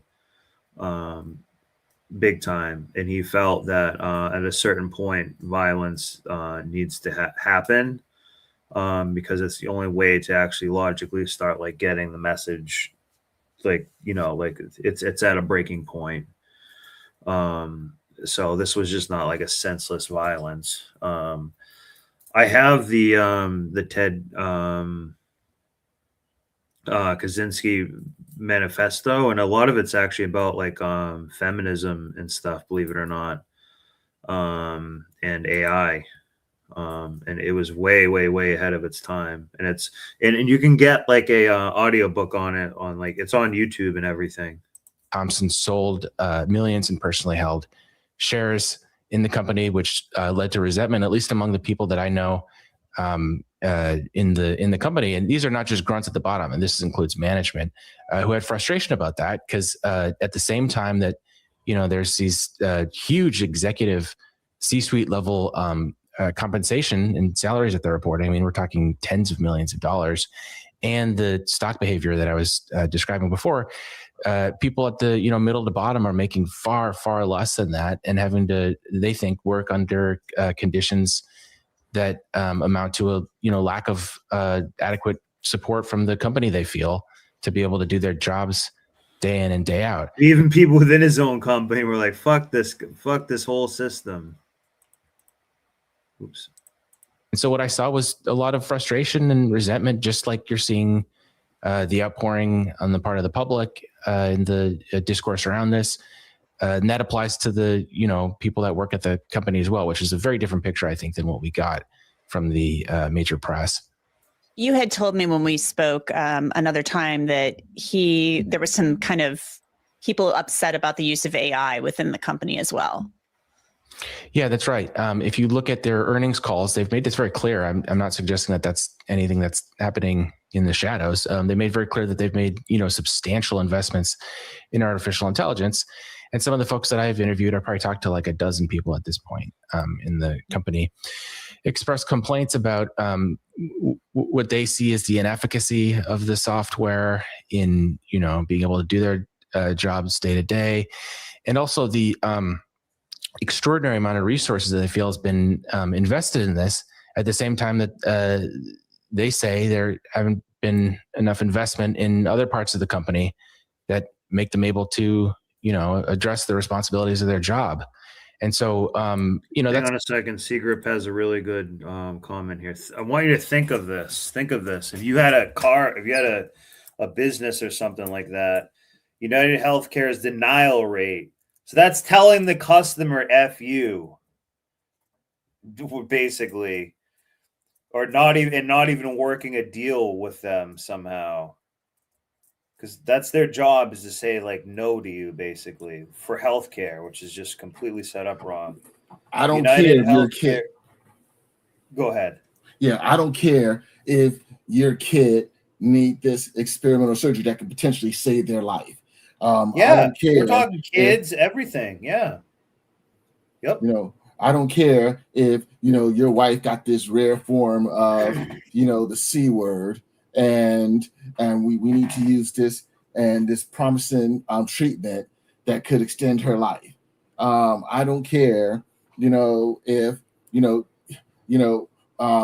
need this if you need this prosthesis, this high-end prosthesis, yeah, where this low even getting like fine. the wheelchair and stuff to help you acquire the wheelchair. They're like, no, you can get your own wheelchair from a yard sale or something stupid. It's like, come on, guys, that just like that's the type of shit that that's what I'm saying. That's how bad this is.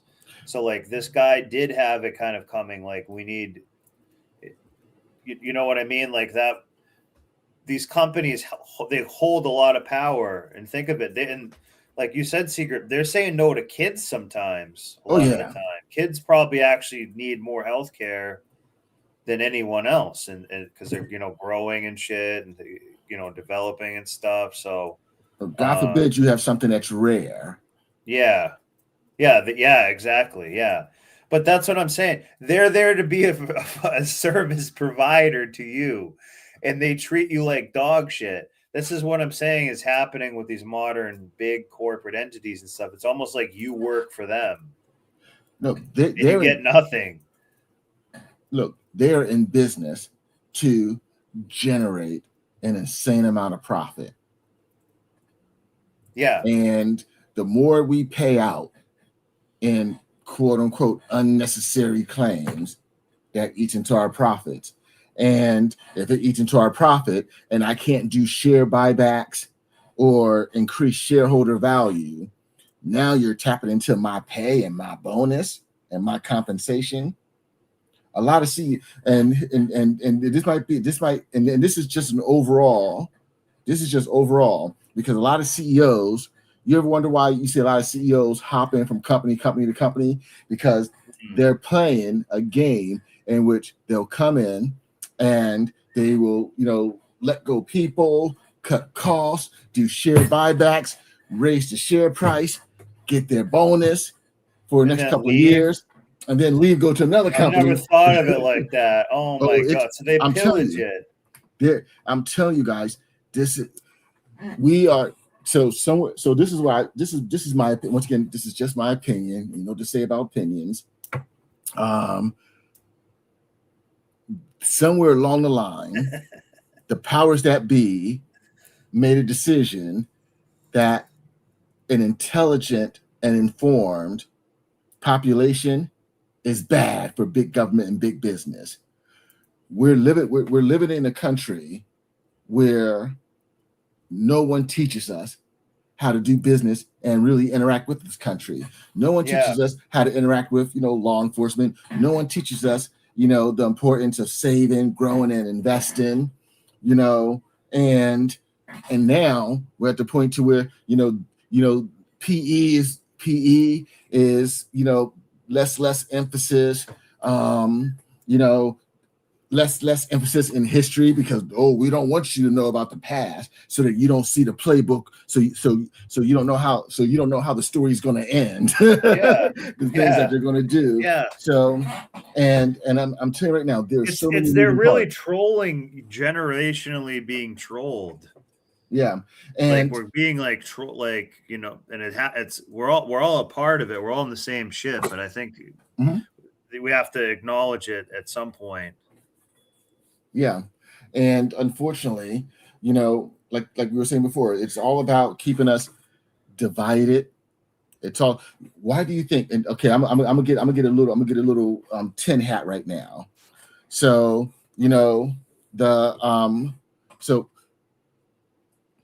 the BRICS nations, so your China, your Russia and everything like that, they will not fight us face to face. It will not be a direct conflict because they know that if they attack us face on, nothing unites Americans like a common enemy. And so they want to keep us broke, keep us divided, and keep us infighting, and keep us uninformed, uneducated, and to just be all emotional. Let's breed out masculinity. Let's breed out critical thinking. Oh yeah, because once again, the less we know, the more they earn. Yeah. Just my opinion. Exactly. Something that you see, I would say, across industries, because in many cases, investment in AI is designed to, push obsolete labor or make certain labor costs unnecessary. So that's not unique to this company, but within this company, I think there is the sense that there's so much money being put into it at the same time that they're having to deal with and process claims and work with patients that they wish they were able to get more human help with. No, it's deeper than that. That's one dimension to this. It's deeper than that. They want to take the emotion out of it. Yeah. And so, because here's the thing, empathy out of it. That's what we were saying before, that they're sociopaths. Yep. This is because it doesn't mean anything to them. So oh yeah, this is no problem. If I make $5 more, I don't care what the effects are. I know they're there to make money, but the system rewards that. So the more you're willing to go into that, the more money you can make, because you're you know, one kid got sick and bad, but, you know, that's just one, won't let happen again. They're like, well, what if like 100,000 got really sick and then didn't care? Like, you know, if I get 100,000 more dollars, then, you know, I'll let it ride. Plus, here's the thing. If I'm a benefits manager and I'm talking to Snowboard, who has been a loyal client of ours for 2 decades, and now his kid is, you know, sick or something like that, and he needs this experimental therapy, but yet, you know, he's paid tens of thousands of dollars in claims, in premiums over the year, and this is the first time he really needs to use this insurance, and you know, and they won't give a damn about that. And I can see, you know, okay, well, if I look at it from this perspective, then yeah, but there's a little gray area. Well, guess what? There's no gray areas in AI. If this, then that. Yeah. Yep. And so let's take because me talking to Snowboard directly, yeah, I can sympathize, I can empathize, and I might go the extra mile to see, how can I can't, but how can we do this? Somehow do something, yeah. Exactly. This other thing was taking the humanity out of it and just saying F you. Like you're cooked. And then what you can do is you can log on to the portal and hurt yourself. Mm-hmm. That'll be like the next thing. So I think that's the end of that. So I think we talked about healthcare a pretty good amount. Maybe let's lighten the palate and see what this idiot is up to. Welfare check leads. So this is going to be a messed up house. I haven't seen this. It just was suggested to me. No, not really. So you don't ever really get new clothes? I just bought them. You can have them. I know you're hungry. You said you didn't eat today. She's got a giant spider bite on her leg. Your ceiling's falling in the house. They said there were roaches in the fridge and crawling in there, so they were scared to eat the food. They both have lice. Ew. Oh my God. On August 20th, 2023, officer. But they'll always have it with the mom here. This is mom. Responded to a residence following a report of young family members living in poor and unsafe conditions. The home was reportedly covered in trash, and the dependents were not being properly cared for. It doesn't look like there's anyone. Sheriff's office! Hi. Oh, can you hold your dog? Is he friendly? Yes, he's friendly. Hi, we're here to check on you guys. She said she works for like houses and stuff. I think it's architecture. Say that one more time. I don't really know the word, how to say it, pronounce it. Okay. And this is a mom being in charge of these kids. Like houses, like. And there's a sheriff here, but a lot of times these social workers will just go, look at how many times a social worker has already came here and nothing has been done up to this point, is how I look at it. Okay. What's with all the trash at the door here? We don't have a dumpster. You don't have a dump? Has been like taking some of it out. Where is he at? He's at work. He works at GameStop. He works at a game store? Okay. Yeah, I think that's his name. Like Hey. GameStop? Yeah. Okay, hi. How's the other dog? Is he mean or nasty? No, they're all okay. Okay. So basically, we're here to make sure that you guys are okay. Do you guys go to school? Yeah, well, I'm gonna go homeschool. Like a homeschool? Okay. Wait, no, like online. No. Okay, like virtual school? So, Okay. wait, hold on. So if that's the front porch, do you really want to go inside that house? If that's the front of the house, do you really want to go inside the house? No. Nope. No, I didn't know this was going to be, this might actually be kind of difficult to watch, but we're just going to let it ride. Water in your house? Hey, maybe the mom was a hoarder. Oh! House and stuff. Basically, long story short is we got a call that things were not so hot at the house, that there was trash everywhere, that you guys were kind of living in some undesirable conditions. Do you mind if I talk to you alone for a second? So another concern is that you had possibly made some statements that you wanted to yourself. Is any of that true? Oh, yeah. Okay. What's going on with that? Oh, no, that was a while ago. Yeah. Do you feel that way now? No. What made you get to that point? Depression. Have you gone to seen a doctor or anything? Me about it yesterday, but I didn't. I told her I didn't know because I don't really know to go what see do. a doctor? Yeah. Okay. Because I don't know like to talk to her. So what got you like depressed? Is there anything specific? School, like bullying and stuff. Okay. You don't feel that way now? You don't have any thoughts on yourself right now? No. Have you ever thought about that? No.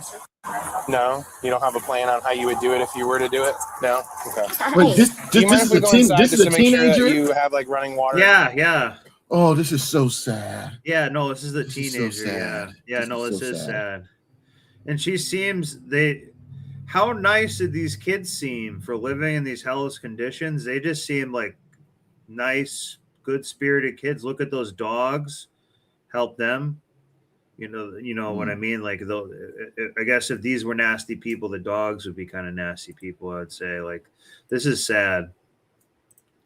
Food in your house? Do you guys have running water? Oh yeah. Do you have shower last night? Okay, your house is pretty. Do you have food in your house? You guys have plenty of food? What'd you eat today? Right now, we were just gonna have like Cheez-Its for a snack. I didn't make anything for lunch yet. But I was probably gonna make mac and cheese or something. Okay. If you have an emergency, do you guys know how to dial 911? Do you have a way to? He has a camera that we're supposed to like talk to because you can like talk to it and stuff. Can we see that camera? I can bring it to you. Sure. Sure. So we got a problem here though. Yeah, this is not good. Because she's denying us access. I don't feel comfortable. Okay, where's that hooked up at? Right here. Oh, it plugs in? Yeah. Oh, okay. Do you have electricity at the house here? Yeah. Could you turn that light on for me? Okay. Okay. Perfect. So you don't think your mom would want us to go inside? Is that why you... I'm not trying to not like force you. that. Because here's where I'm kind of at, right? I'm not really okay with the way you guys are living. Do you feel it's okay the way you're living? No, not really. Okay. But I don't really want to move or anything. I'm not saying that. I'm not saying you're going to need to move, but... Well, we might be able to get some people out here to help you guys. Yeah. I mean, honestly, I don't really want to get over letting you guys in, but you can go in like the trash and stuff. Okay, you don't mind? Are you, so you're I don't know if I even want to see this. with the way the house is it pretty dirty inside too? Pretty dirty everywhere. Do you mind if we go in? Okay. Do you have your own room here?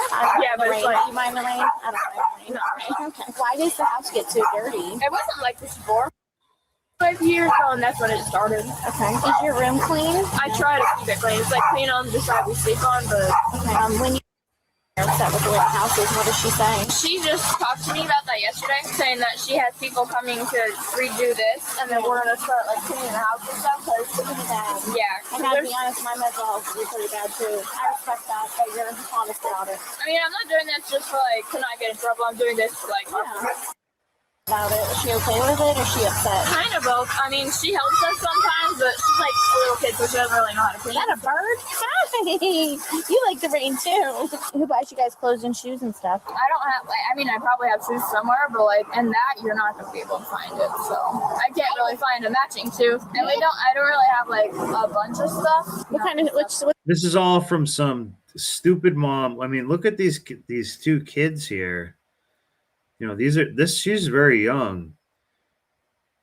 What does this say? My aunt is definitely cooler than my dad. What?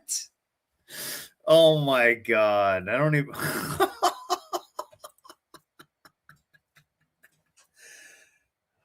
All right. What size shoe are you? I think 7.5. Oh yeah. What about you? You got a lot of shoes? You look like a shoe girl. Oh, she's a shoe girl. She's a shoe girl. Wait, so who are the other two cops? The other one that's standing inside, and the other one's our supervisor. We're gonna try and get you guys some help clean your house up. Are you tired of living like this? Yeah. So you don't ever really get new clothes. Just got new clothes yesterday, but basically shirts. Who bought them? But she just Dropped them off? No, Are they cute? She looked through them with her and stuff, and she stayed here for a little bit. She had that talk with me or whatever. It didn't really do anything. So. Yeah. Do you ever talk to people at school about like the house or anything? Or? I haven't gone to you're school. scared? Now. I had good grades before. I almost played football too, but we didn't have the money to get my uniform and stuff. So. Let's go to my car. Take a walk. You go first. I'm gonna watch your footsteps. You know the way. Oh, you're not going in my car. I'm just gonna give you something out of my car. No, I know. I don't want to like other things. Here, you like Crocs? I just bought them. You can have them. They're Crocs. Oh wow. Sports mode. I know. You gotta put them in sport mode. They fit? Wow. I know they're comfy, right? If I was to go to McDonald's, what do you want? They got chicken nuggets. They got French fries. What do you like? Do you like chicken nuggets? What about I you? usually like spicy stuff more. Okay. I'm a spicy girl. You like spicy? They have spicy chicken nuggets. You want to try those? Yeah. Well, she like Sprite? And Yeah. I just want to interrupt. Spicy content in the trailer park. So, you know, and she's making hoarder corn. Oh. She got horny. Oh. So what I was about to say, just when I'm about to go high, Snowboard. How do I follow behind that? I was going to say, AJ says it all the time. We're pro good cop. We're these pro cops good are cop. being cool. Yeah, Exactly. Cool. Yeah. And so and I know for me, my personal belief system and call it copium or what is that there are way more good people in this world than bad. And these cops, oh my goodness, this is just insane. I feel, this is just insane. Yeah. But Sean, I didn't want to call the mom. We're definitely going to call a dog, but I didn't want to call that teenage girl and stuff a dog. Like, but every other time I definitely will. So I like that that's becoming a thing. I'm actually hoping we get a chance to see the mom because I want to see what this mom looks like because this is what upsets me the most. Well, I don't. Well, it says straight into mom's house of horrors. So okay, I have not seen this video, or I didn't pre-pick this out or anything like that at all. So I'm gonna save my conclude. I'm gonna save my thoughts until I need to see more before I say anything. Yeah, we're about a third of the way in. It is sad though. I do feel bad because those are like kids, and they seem very happy despite being in a messed up environment because they don't know no better. This is all they know. Yeah. Okay. She would probably want a milkshake or something. All right, I'll be right back, okay? There's French fries and chicken nuggets in there. Yeah. 1 hour ago? Yeah. Does he have a cell phone? Yeah, but it's not turned on. Okay. Did he go with a friend? Or? I don't know. I didn't come outside to see who. That's the social worker there. She's the one who's not really been doing shit. The body cam is the cop. This is a social worker who's done nothing probably this whole time. Kind of a decent dumper though. Okay. Does he drive or does someone pick him up? Like he usually rides the bike or he goes with his friends, but I'm pretty sure his friends pick him up. He told me yesterday that he's either gonna go today or on Monday to go with Logan and his grandpa to go golfing or go-karting. Alrighty. You gonna eat? I know you're hungry. You said you didn't eat today. It just comes in whatever time. I don't know. I'm not really outside when she comes because it's unexpected at the time she comes. Yeah, but she doesn't really ever spend the night. She was here for 2 whole nights, I guess. I mean, that's longer than she's been here before. Yeah. And when was that, a while ago? That was the day before yesterday. She was here for 2 nights because she wasn't here yesterday. I'll let you guys sit and eat for a minute, okay? She looks older than she really is, guys. I don't know if you tried to call me. I got pretty restricted phone calls. Yeah, that was me. Okay. I was going to see if you message her on Facebook. You talking about the daughter? Yeah. Well, it's because she had to grow up fast. Yeah. No, I feel I actually could save her. Well, yeah, but here's the funny thing about it. What I was going to say, so you guys have heard me say this in the past. But their attitude is so great. Yeah, they're not. It's all they know. But she's like, "Oh, I get bullied at school and stuff." But her attitude was still really good and really innocent. They're just innocent, I guess. And here's the thing: I grew up. I've shared in the past. I grew up in a housing projects, and where there was 11, 12 of us in a 3-bedroom projects, and I would have to, get up in the morning and shake out my shoes to make sure there was no roaches in there, and turn my book bag inside out and open up my books to make sure, because I didn't want to be that kid that be in class and have a roach crawl out of my book bag.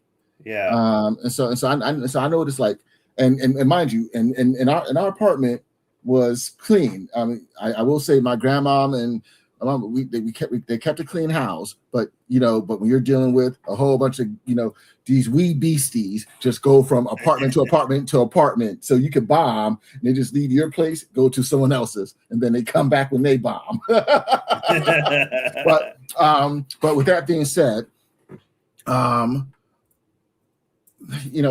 I say I don't have sympathy for average looking women, and especially above average looking women that are doing bad, because simps, they are legion. And there's some dude out there, that's why I want to see what the mom looked like, because there's some dude out there that, whether it was a firefighter or, you know, an accountant for the city, or a postal, or the mailman, there's some dude out there that would take on this chick, her kid, and provide for them. Yeah. And so when I see an average looking to above average woman that is now down bad in old age, that just tells me that you were so wild that you couldn't put a foot up your own butt to say, you know something, I need to do more, be more, so I can have more and get more. And how much you want to bet she has a boyfriend? Then the boyfriend maybe just doesn't even. This looks like it's out in the country somewhere, maybe even somewhere kind of more in the south. Oh, there's a Cletus. There's a Cletus. Yeah. Oh yeah. Yeah. Who knows no bound. Yeah. No, there's Mountain Dew going on. She's getting that Mountain Dew down there. But it is sad. Or however you guys get a hold of her. Okay, I just got a call from me how I'm doing. I can give you this phone number. And again, a lot of this too, why the house is messed up and everything, the mom can't get the medication she needs for certain things and stuff too. She's like, well, I don't have health insurance. I can't afford, you know, I actually should be on like 9 medications. So it's kind of funny. Someone who like really does need a lot of medications can't get it. And the people who don't need the medication just get they just get as much as they want. He's right now, it's just he was not wanting to come back, I'm sure. He's not wanting to come back. Do you want me to try to get call Monique real quick? Blow her up. At the end of the day, like, this is all her. That's just the deputy. To know where the kids are and everything, like, that's Monique's responsibility. So she needs to get down here and handle it. Her name's Monique. So that you're not the one that we're getting onto, because it's not you, it's her. Oh, I know, and that's why, like, I've been asking friends whenever they go, they can get extra food and stuff like that, that I can grab for them. Because I'll be honest, all my paychecks are going to bills and stuff like that, and I'm trying. When she leaves, does she tell you when she's coming back? There's some times where she's gone for multiple days, even a week at a time. Kids don't want it. Wow. But, you know, kids have been abandoned. I don't know. I think he's maybe like a neighbor or something. I'm not exactly sure. Let me go back. I think he's innocent. Was that a while ago? You know, I think the day before yesterday. She was here for 2 nights. Because this looks like the country, so I don't think he just I don't think anyone lives like right next door to these people. I'll let you guys stay and eat for a minute, okay? I don't know if you tried to call me. I got 3 restricted phone calls. Yeah, that was me. Okay. I was going to see if you could message her on Facebook or however you guys get a hold of her. Okay. I just got a call from me how I'm doing. I can give you his phone number. He's right now. It's just he was not wanting to come back, I'm sure. He's not wanting to come back. Do you want me to try to get call Monique real quick? Blow her up. At the end of the day, like, this is all her. That's your just the responsibility deputy. to know where the kids are and everything. Like, that's Monique's responsibility. So she needs to get down here and handle it, so that you're not the one that we're getting onto, because it's not you, it's her. Oh, I know, and that's why, like. And again, can you imagine being so selfish that you have 2 kids at somewhere? 2 of them who seem like actually like good kids too. They don't even seem like they're like, you know, little bastards or you know, like annoying and stuff. Not that there's anything wrong with that, but I just can't imagine that. And the answer is, why is she not taking care of them? Her own vanity. That's why. That's all. That's really kind of all it can be. Now, when she shows up, she's going to try and act like a victim, like, I'm working 90 hours a week. I can't be here. Whenever they go, they can get extra food and stuff like that, that I can grab for them. Because I'll be honest, all my paychecks are going to bills and stuff like that, and I'm trying. When she leaves, does she tell you when she's coming back? There's some times where she's gone for multiple days, even a week at a time. Well, maybe he Kids lives don't at that want to house do it, over there. Kids have been abandoned the kids and stuff like that. And they finally started opening up yesterday about stuff. And at the end of the day, they need someone to talk to. Yeah. I'm trying to push them to the right direction. Dangerous. While unfortunately they want to go a different direction, and usually it's more negative direction. There's times where I'm trying to clean the house. Literally, I'll watch them just tear apart things, throw things on the floor, and that's why there's a lot of trash. I can only take 2 trash bags easily a day, throw it in my car, and take it to where I work. And wow, so this guy is trying to be nice. Use the dumpster there. That's why I still have trash there. It was worse, Right. Again, this is a very special kind of patience to deal with this, these type of people and stuff. These people are, it's very delicate type of person, I guess. I know where Monique usually hangs out at. I don't know anything about where she hangs out at. Does she use any I couldn't tell you for sure. She could be doing it outside of the house, and I wouldn't be able to know for sure. I know that she's okay with them smoking. He's okay with the kids smoking pot. Spice and spice is like that fake weed. Drinking anything like that. When she comes back home, what does she usually act like? She usually just sits in her room. Whenever I get a chance, I'll clean a little bit, then I go to work, and then just take it there. And then I would kind of go in my room and just, relax for a bit. You're on speaker right now. Says that's probably why they're good kids. This is Deputy Brock with the Pasco Sheriff's Office. Yeah. We're here. And thank God they're in a country setting. I think that they probably spend a lot of their time actually outside and stuff. This looks like actually kind of a nice place to be. So they do have that, and probably those 2 dogs are really, really helping them. You've been left alone? No. Yes, ma'am. That's correct. Would you mind coming back to your residence? They have not been left alone. Okay. Well, we got a call and we came here and we've helped them out, and now we're trying to get some services. Been having some issues. Okay, are you able to come home? You're not that far away. No, I'm walking right now. I can definitely find a way to the house, yes. Okay, the kids have had no way to call you or anyone, so we were unable to get a hold of you. Okay, I can get calls on Facebook right now. Yeah, they don't have working cell phones. Then they don't have phones with Wi-Fi. They don't even have phones, period. They have a tablet as well. And it doesn't work. It's broken. Just recently. I talk to them every day when I leave. If I leave every day, I definitely keep in contact with them. Okay. I don't know why it's being So said. I'm detecting a little bit of a meth voice. I just leave them. Okay, well, regardless, can you come back to the house? Okay, yes. Okay, so you're walking from New York Avenue? Probably just go pick her up. I'll go pick her up. You want us to just come pick you up and give you a ride? Because we need to get the kids help. Okay. Tooth is rotting out. She's got a giant spider bite on her leg. Your Wow. ceiling's falling in the house. It's infested with roaches. They need help. Okay, so I'm on my way to the house right now. Well, where are you working? Because the kids haven't had food. They don't have any. She's out working them streets. That's why she's walking. She's out working that corner. They haven't had clothes and stuff. This is going to be a nasty lot lizard. Watch this. Methed out lot lizard.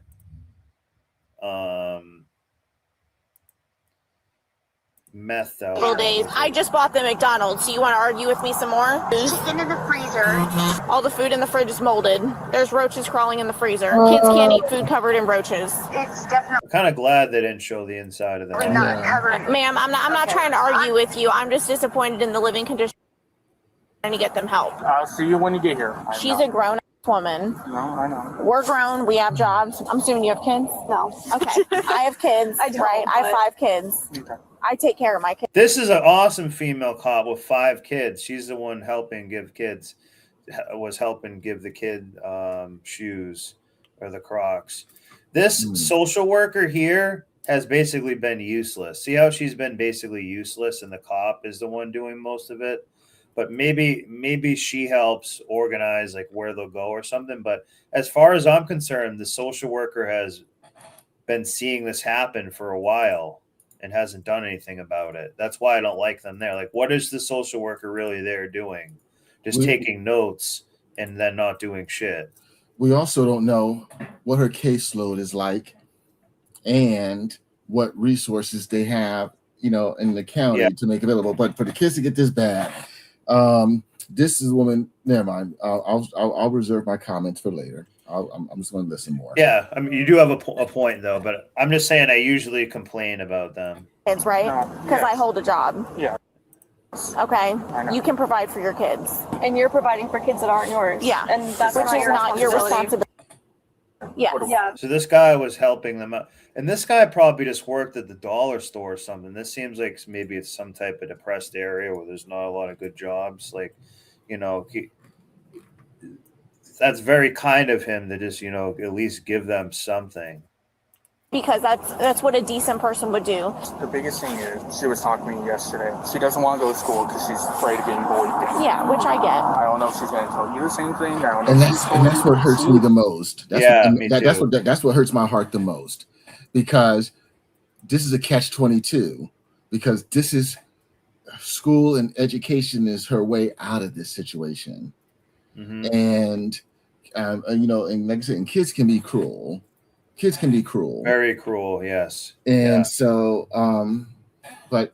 And she's an easy target, you know, she's going to have like bad clothes or, yeah, you know what I mean? Like, you know, she's going to be easily made. She probably definitely has a, you know, a low self-esteem. Yep.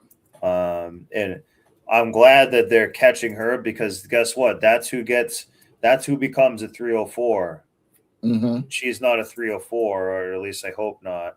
Because that's, you know what I'm saying? I don't want, and when she's a 304, oh, well, then meth nug comes around and whatnot.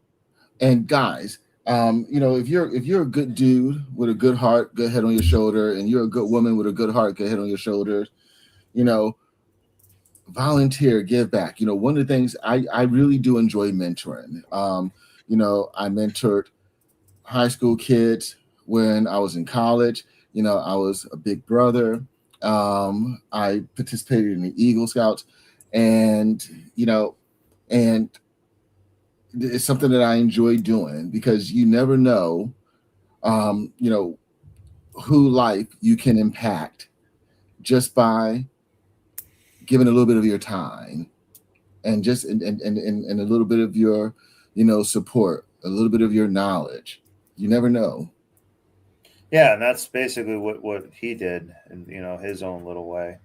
I only tried to commit a couple months ago. I was supposed to move out. Hey, Lock, the bounty hunter. How are you? What's going on, man?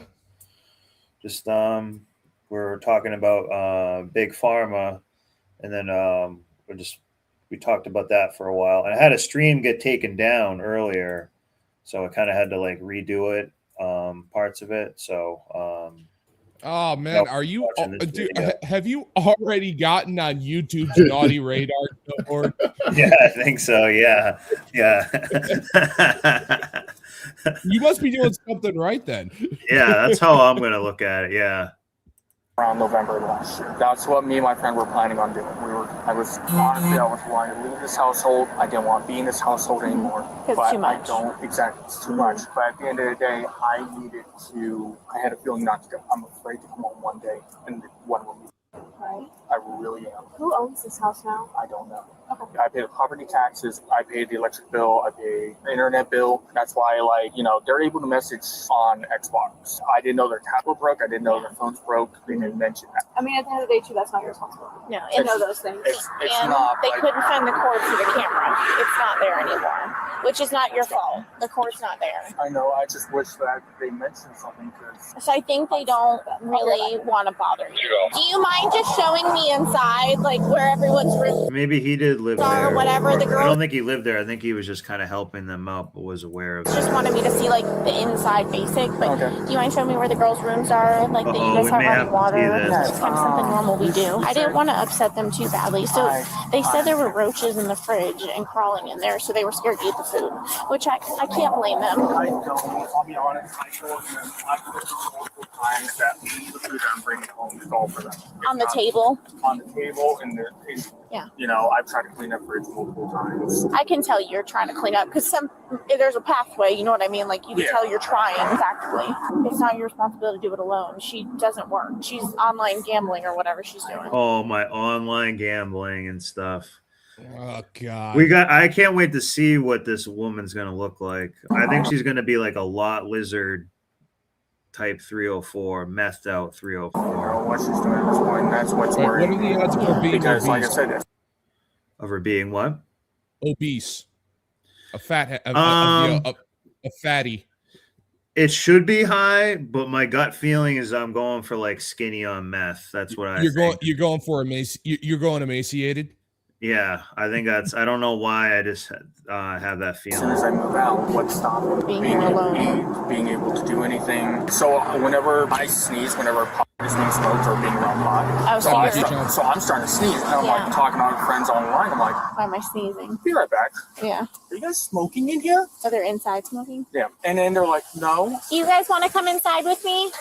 Okay. Okay. Yeah, she's not at the 7-Eleven, so I think she's probably trying to pull a fast one. She had a pretty panicked, like she was coming back. You think she's coming back? I don't know. Did she message you again? Did she message you on Messenger? I do not know. You gonna try to call her again? She's like delayed, not active. I know sometimes, like, you can ask her, I'll try calling her like 10 times, 15 times. She doesn't answer. Is that normal? Yeah. This is Deputy Brock. Hey, are you planning on coming back to your... Oh, here's the boyfriend. We'll see. We'll see if it's Cletus Nug. Too. Probably in a little bit or tomorrow. I'm at a friend's house right now. Okay, well, this house is not livable. Why do you say that? Well, the holes in the roof, the cockroaches on the floor, the trash everywhere, the toilet doesn't work anymore. Yes, it does. A big spider bite on her leg that looks infected. Yeah, thank you very much. That is not a spider bite. And we have water. Wow. We have food. We have dog food. We have everything. We're not looking to hurt you guys. We're looking to help you and get your house fixed. No, I know, but I'm just saying. You said it's not livable. It's not livable right now. It's not. Can you imagine being cocky, like trying to defend any of that? Yeah, it's because he doesn't care. Yeah, yeah. You know, he's you know, he's probably passing the peace pipe with his buddies and can't be bothered to deal with his own children. Yeah. No, he probably is hitting it right now because they said that they were all smoking weed in there. But we have all the necessities. That's what I'm trying to say. So how It's not deemed livable by the state of Florida. If a county worker was to come out and see the holes in the ceiling, this house would not be livable. Okay, but how do you guys know that there's holes in the ceiling? Because we've been inside. Who gave you permission to go inside?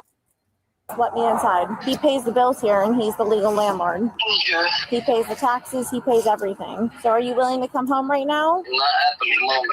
Okay, I can't be bothered with my kids there. Wow. Are you at Logan's house? I've already spoken to his dad. No, I'm not. Okay. All right, well, I'll have Mom call you when she gets back here. Alrighty. Okay. Give me 1 second, okay? Yeah, he doesn't give a damn. Wow. Oh, yeah. A cocky little fucker too. I'll let you guys out. Yeah, no, he's Go ahead, he's dear. playing I don't know, he's probably I don't know, it must be an intense COD match he's playing with his buddies. Yeah, probably is. So I think she's going to talk to her if you just want to hang out or eat your pizza or go by the front of the house, whatever.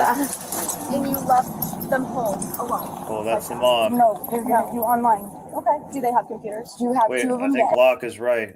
Do they work? Yeah. They do. If they Yeah. work, wouldn't they have He's a redneck fatty. I swear, I can show you messages. Whenever I leave to go to work, whenever I'm not here, I can show you messages. Promise you, they have something working where they can That get is hold a of you. very, very If they get a hold fat of you, are you able right to there. get home? He found me walking here, yes. Yeah, he found you. Well, he didn't find, I told him where I was. How are you supposed to get somewhere if there's an emergency? I would stand in the middle of the road until they... And you're leaving them alone. Yeah, I'll go hold over on. there and hang out for a few minutes, please. Oh, this one? Yeah, Huh? thank you. Yeah. I have a big spider bite on her that looks to be infected. She's missing half of her tooth. They both have lice. I know that. Okay. So why are you at a 7-Eleven and not here? Where were you? He I was at 7-Eleven. buying scratch-off tickets. Yeah, wow. It's Before that, scratch-off I tickets, I'm went- telling you. It probably was, and she was away for days at a time. Was at a friend's house. Maybe did some gambling, or I don't know. Okay. Like I said, I just left this morning. I'm sorry. How long were you here yesterday? I'm here every day. So look, now's the time to tell the truth, right? Because we've heard from multiple people that you're not here every day. So now's the time to start really putting it all on the table before it really gets thrown at you, okay? Okay. So let's start telling the Every truth. once in a while, I might not come home overnight, but I do call and I make sure and contact. Yes. Okay. How do you call them on phones that they don't have? She has a tablet. She has a tablet. I can show you messages. left them here today, knowing that her tablet. I did not the tablet did not work. You said on the phone earlier that I didn't know that it would work. She's been struggling lately. What was your plan with that? We were gonna set it up where she could go to the doctors, and we were gonna go do therapy. Right. We were gonna try to get her the help that she needed. And they were going to go out for ice cream and pizza afterwards. Yeah. That's why I'm not trying to argue. So when you're No, this chick won't even like feed her kid. Hanging out, okay, like not but talking. are you using anything currently? They're gonna find out. Now's the time to tell the truth.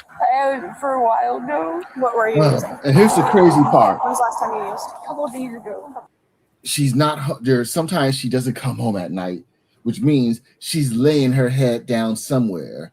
And so somewhere out there is some dude. Oh, hitting that. Oh, man. There's some dude.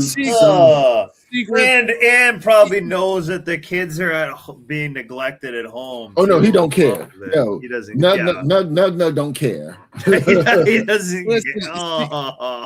Secret, you're awesome, man, but I don't need the thought of this woman being naked in my head. Trust me, I'm sick to my stomach just thinking about it. No, it was the white guy. It was the guy. There was this guy.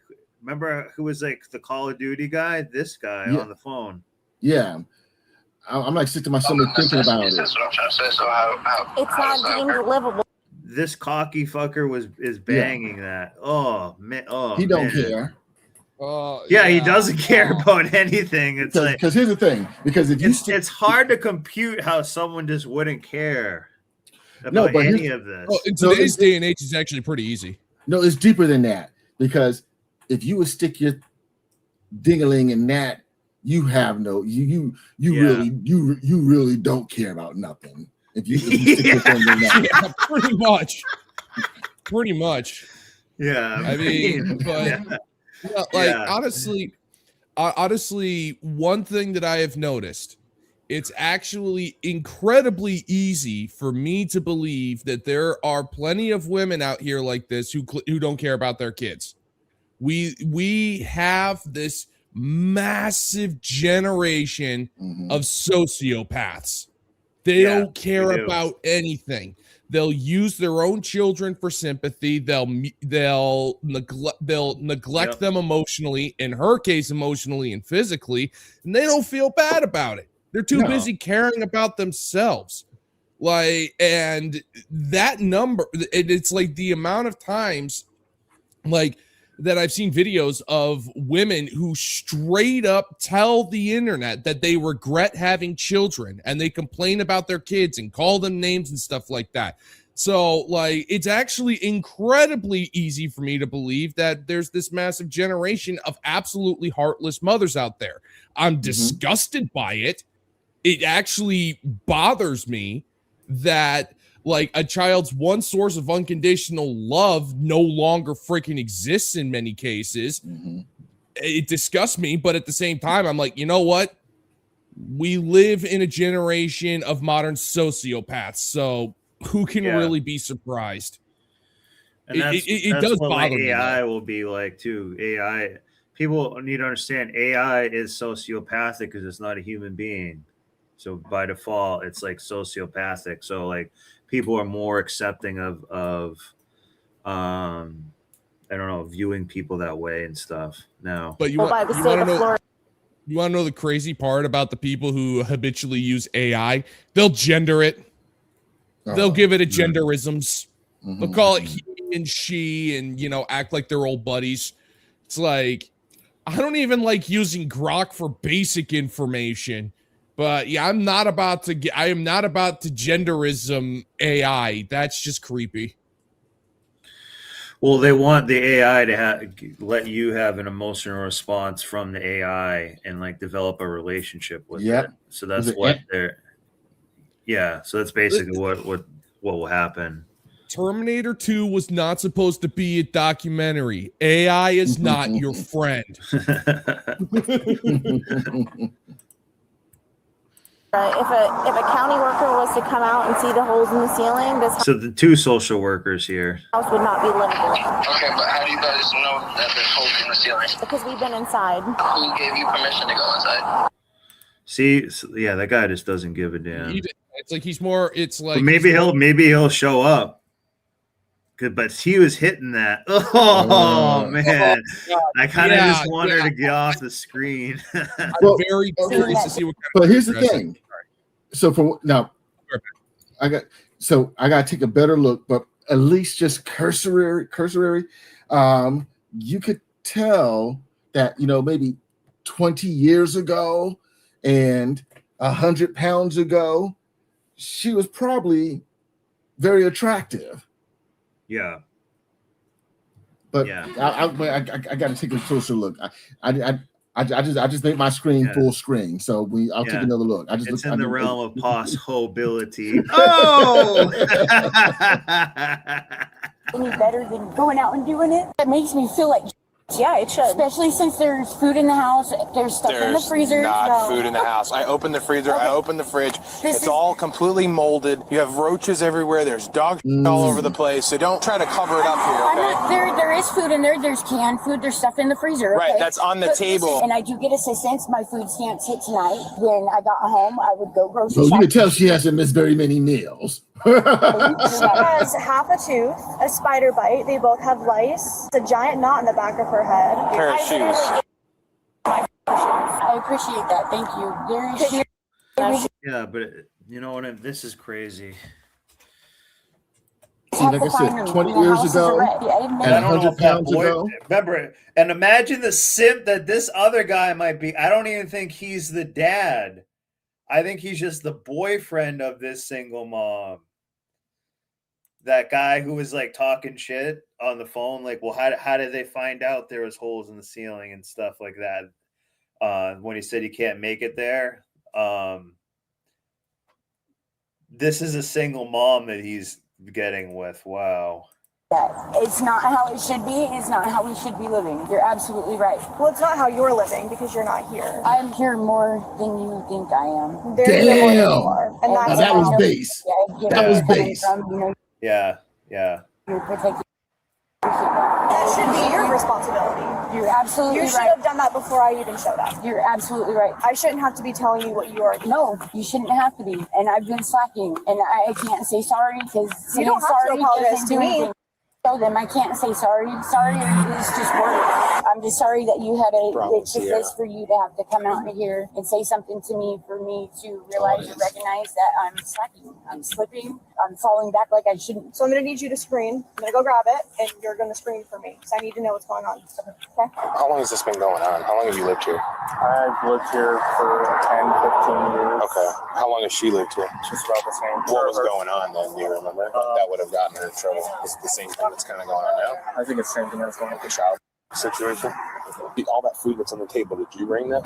Yes. So the deal with the house, have you brought that up to her? Like, hey, like this is, what does she say? It's just a blame game at that point, and she blames me, I blame her, I blame the fact that we're just not being responsible enough, that, we're just trashing the house, like Passed away? Yes. Was this like this living here? No, she obviously probably. No, the only thing was it may have been her bedroom was damaged, and she really wanted to get it repaired. Mm-hmm. And but as far as like the trash and the bugs and the trash and bugs, the flies and the dog poop and all that stuff like that, I'm assuming that wasn't like that when you're.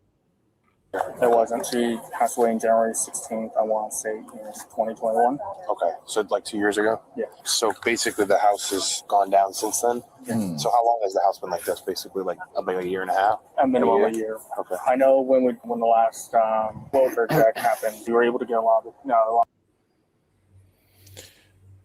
So, like, one thing, so I had to step out for a second, but, for context, so the guy they're talking to right now, he's saying that he pays the property taxes on the house. Yeah. Does he pay? Does he buy food and stuff for the kids or? Yeah, he does. Yeah. Okay. He says he does. Yeah. This guy seems like they're not really identifying who everybody is, but this guy actually cares and says that he does. He's like, I think this guy only works at like the dollar store or something for some reason. So he says he has to pay all of his own stuff, but he was also helping to pay for them because he kind of like felt bad for them. Yeah. But he does give them food and stuff too. So I think he actually cares quite a bit, and he does what he can. And because he's willing to do what he can out of his own pocket, that's the reason why the house is falling apart. Because like one of the things is like that woman is just straight up trailer trash. Unrefined trailer trash. But the thing is, if they're getting something for free, they're not going to care. You know, like we kind of see this all the time, like, you know, like homeless people. Sorry, go ahead, Secret. No, yeah, but you know something, you know, sometimes but he was just giving it directly to the kids, though. Yeah, and he really probably did it for his own conscience. He's like, how can I do? Like, basically, this guy has somewhat of a soul because he's like, how can I live at this every day and see this? And, you know, they're freaking kids. See those kids like playing around in the yard and they don't really have anything to eat. So I'm going to give them some top ramen noodles and some stuff like, you know, when I can. Have something. Yeah. Like, I don't think this guy is like thriving either per se. Like this could be a depressed area. And yeah, even though, sorry, go ahead. Yeah. And even though, and sometimes you just can't help, like, even though, like I said, 20 years ago, was it? Yeah. Was it 20? Yeah. Like around, let's say 20 years ago, you know, I was living in Philly. I lived in the suburbs. You know, I had and even though I was in a relationship with a single mom, but for the most part, I was single, no kids. But you know, I helped a lot. I volunteered a lot to the point to where even DC, is it DCF? They wanted me. They wanted me to be a foster parent, and you know, and some people say, you know, that's rare. You know, when you know, as a, you know, technically as a single man, you know, they want you to foster, but I just wasn't going to do it because I didn't want to do it. But yeah, sometimes, you know, as a dude, you know, we've heard it before where we say, you know, men, you know, we tend to be selfless, and you know, we tend to want to help. We tend to want to solve problems. We tend to want to fix things, and sometimes, you know, we tend to have too big of hearts. And and you know, at least the men that I deal with and socialize with, you know, we got a soft spot for kids in regards to, we don't want to see kids suffering. Of course. We don't want to see kids hurting. Of course. Yeah. You know, especially nowadays. I mean, considering how kids have been freaking hamstrung in every capacity. Yeah. I feel bad for this for the generation of children right now. I feel bad for them. Yeah, me too. This guy might also live in the house. He may just be like a teenager. He might also actually live in the house with them. If he's a teenager paying the sorry.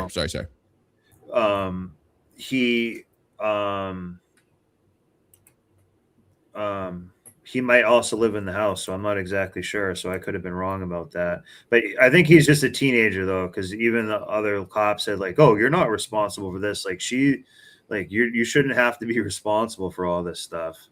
No, he shouldn't be. Yeah, that mother should. You see, like that mother's source of income is from gambling. Yep. Whether it's online or if she's you take one look at that woman and you know that she's got a scratch off addiction. It's like she'll buy scratch off tickets in hopes of, you know, because every once in a while, it's profoundly rare, but every once in a while you get a ticket, you know, $5 ticket, you get $20, you know, or something like that. I'm willing to bet that she is gambling to try to get money. And she's convinced herself that she makes enough money through gambling that she doesn't need to work. Even though like her income's probably like $450 a year with that method. Yeah. Well, Locke, you're actually, I personally think you're half right. Yeah, it's gambling and our tax dollars. Oh yeah. Oh yeah. Food stamps. Yeah. Yeah, it's just. I mean, she'll put her pussy on the street too, but I don't know how much money that's going to bring in. Back up. It's piled back up again. Okay. Even if it's $20, it's too much. It's your right as an American citizen. When we came and asked you last time, hey, can we look inside? And you told us no. Why was that? I'm just scared. Scared? I'm scared of the fact that, like, what I'm doing, I feel responsible. And you're not going to jail. Okay, I'm telling you that right now. Okay. All right, man. I appreciate it. Thank you so much. Hey, Monique, can I talk to you over here real quick? I don't know. Of course, her name is Monique. Oh, man. Well, No bracelets. I do. I don't want No, why am I You're going to going town? Why? Just listen. One of two things. You listen to what I'm saying right now, or you walk over to my car. Did she have a face tattooed on her arm? What did I do? Okay, I'm going. Yeah. You're done and over with. So, go ahead, drop your phone. Drop your phone. We saw that coming. Child endangerment. We saw that coming. Yeah. But you didn't listen to what I said. So I told you 2 seconds, and then you're asking questions and all this other stuff. So why are you going to jail? You're being charged with This is so fat they need 3 cups. 3 counts of abandonment. Let's go walk over to this side of the car, okay? I'm not a bad person. Yes, you are. Yeah, you are. You are a bad Not that I person. know of, no. What do you mean not that you know of? I think the lighter's in my pocket. Okay, so you know if you bring something into the jail, Yeah. that's She has meth, probably. contraband. You get charged with another charge. Yeah, no. Do you have something in your bra? Yes or no? No. Because you know they're going to scan you, right? Can I reach up here so I can show you that there's nothing? No, I would rather have you not reveal your breast. Go ahead, get in. Do you want to keep the pizza for later? No, that's okay. They're going to come with me anyway, so they're not. It's not McDonald's in the first box. I assume you're going to be able to take care of the bird and the dogs? Oh, the bird's head. Okay. Yeah, you'll be able to take care of the bird and the dogs? Okay. Yeah, that bird's I'm scared. sorry that you had to see that, okay? But she didn't listen. So, do you need anything from me or have any other questions for me? I just What's a fuse mean? A fuse? It goes in a car. Yeah, Could be a car, could be something electrical. they just don't allow you to have it in jail. So, all right. The woman was charged with 3 counts of endangerment and 3 counts of failing to provide proper care. So I wonder how On much, November 15th, The best thing that can to happen to really those do or kids. anything is just get away from her.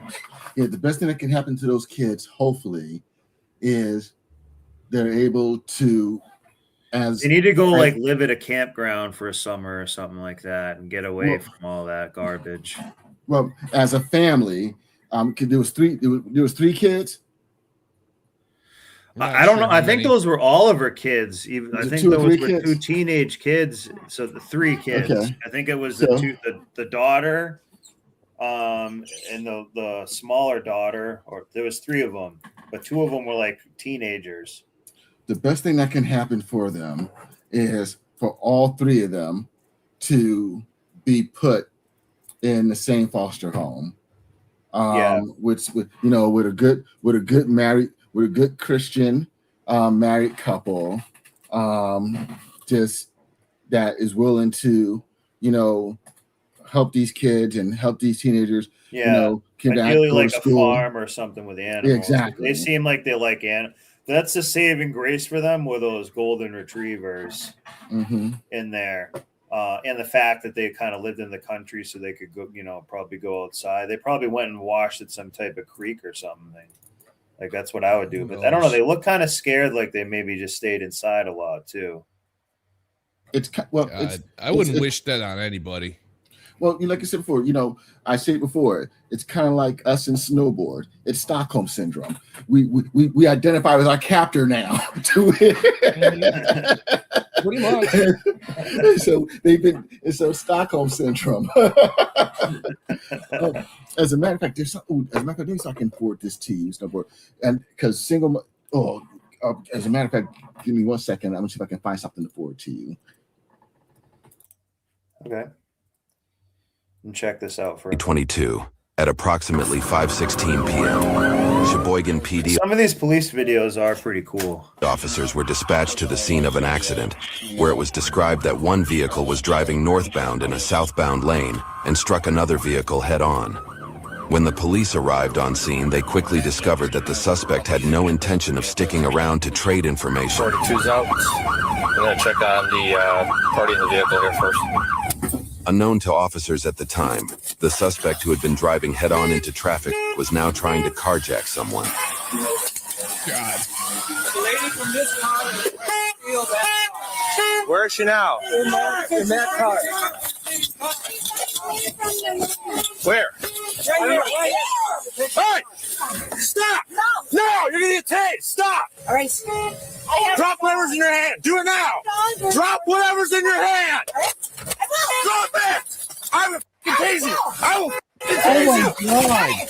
I'm going to tase. Stop. Oh, nice. Nice. Get out of the car. Get out of the car. What's going on? Steal this car. She's got too much insulation, yo. You need a pepper sprayer. She's still not getting out of the car, but saying she's not resisting. Car. I'm coming. Step out. Okay. Put your hands behind your back. Put your hands behind your back. No, I didn't. I got it. I really did. I just went my phone out.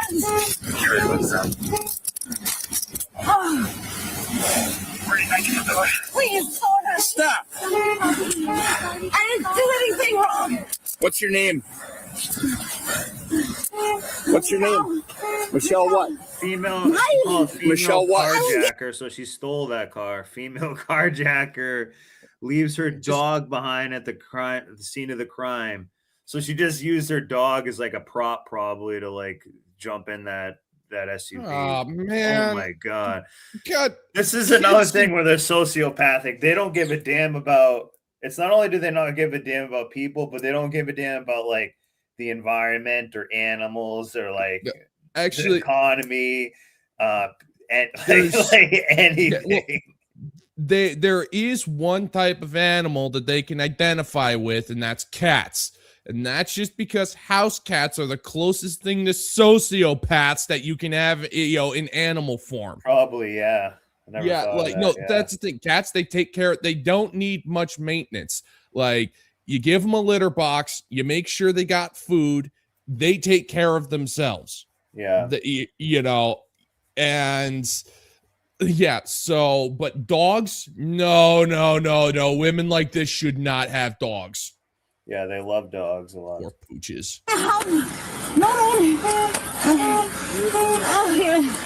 Is that you guys too?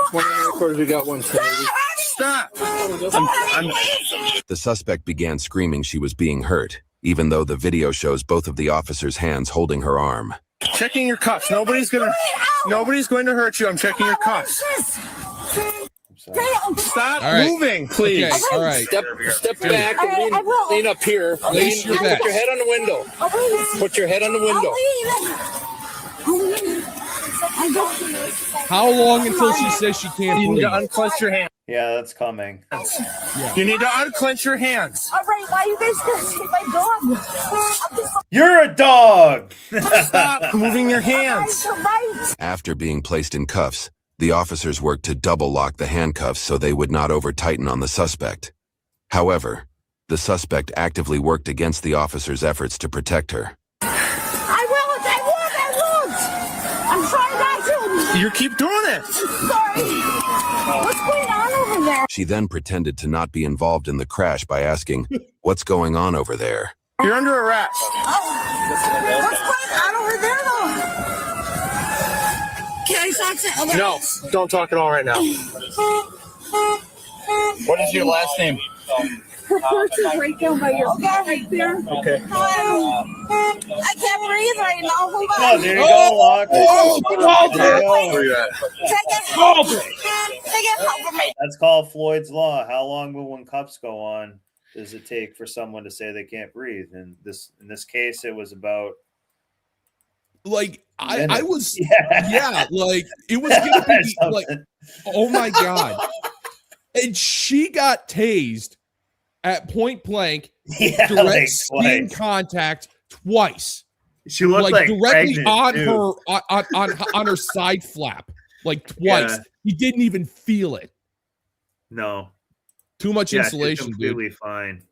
Yeah, she's completely fine. Well, the car have to. I'm just gonna come on. Car is just. Annie, I love you. Okay, stay right here. We'll get with you in a second. Just let us get her squared away, Baby, okay? I love you. This is now what's going on. You should be asking me if I'm injured. Are you injured? No. I. What do you Can I get help? Well, we got an ambulance. Can I get my pants full, please? I'm in. The not wearing suspect, pants. concerned she was making a scene, asked for her pants to be pulled up.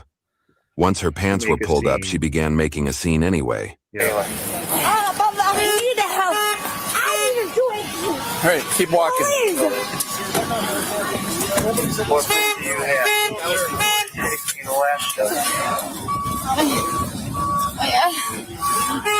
So what's going on? Please. We're gonna walk over. What? They're like children. No, children are more Taking what's going on. You stole a car and you got busted in stealing a car and like made a huge accident and everything. What do you mean? What's going on? The taser's not working. The double handcuffs aren't working. Yeah. Oh my God. They're trying to keep both hands on her, not working. You know why? It's because they're not using holy water. I keep telling you. No secret. I keep telling you. Police departments all over the United States need to be issuing out standard issue bottles of holy water, and every single precinct needs a minimum of 2 exorcists on call. And I'm not kidding when I say that. Some of these women are demonic. Oh yes, oh yes. Yeah. Stop yelling. What are you doing to me, you guys? You are under arrest. What is all? And that other fat 304 was demonic. Oh, I see what you did there. You are under arrest. Okay, why are they running? They would call her elusive whore. Oh, hey, secret. Sorry, dude. Sorry, Snowboard. That's not fair. That's not fair. She doesn't charge to give it away. Yeah.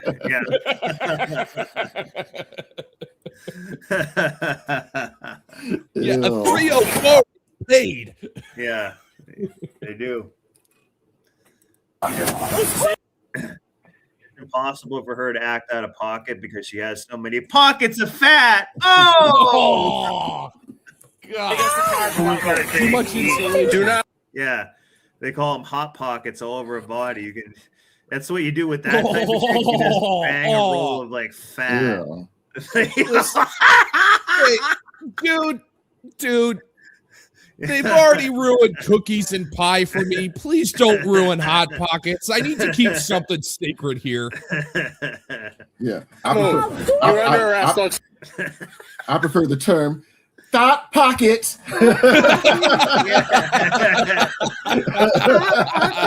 Yeah. I see what you did there. Yep. Explain it to you later. And they got Joe Roni flavor. Oh! I don't understand. Yes. Please find meth. Oh, please find pick a meth. street east of Taylor where we can divert traffic. And when you're in place, We got no ID here. Okay. This is our driver. The other vehicle. She's claiming to be injured, so we're gonna need her to. Look at this. She's huge. Oh my Look God. at this.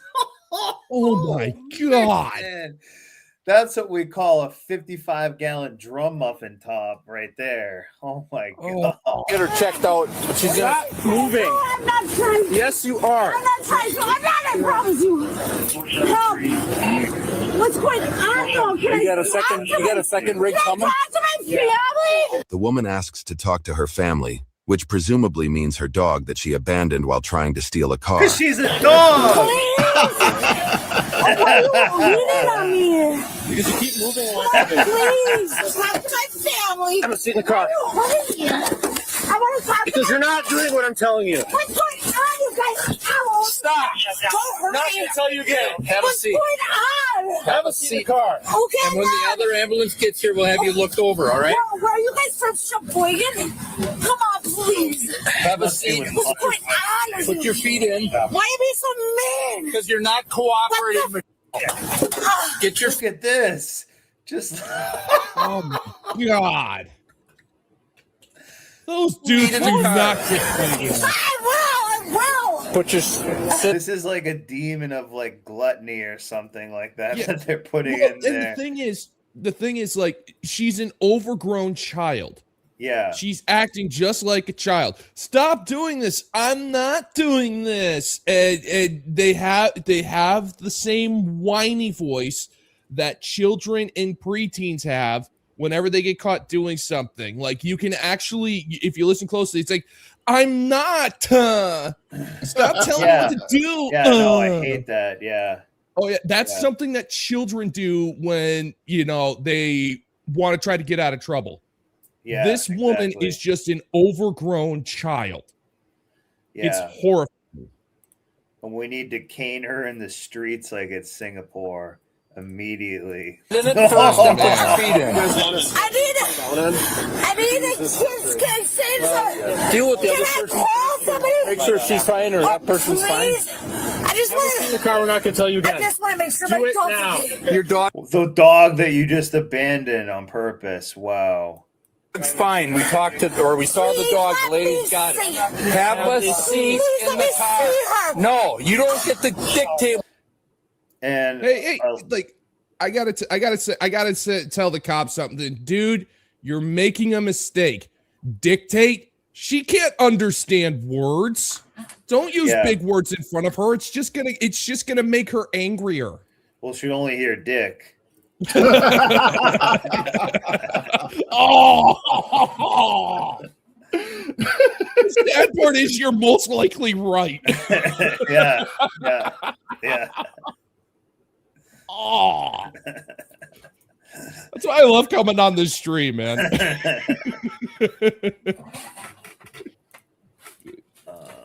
Just a second here. What happened here? Bell, have a seat.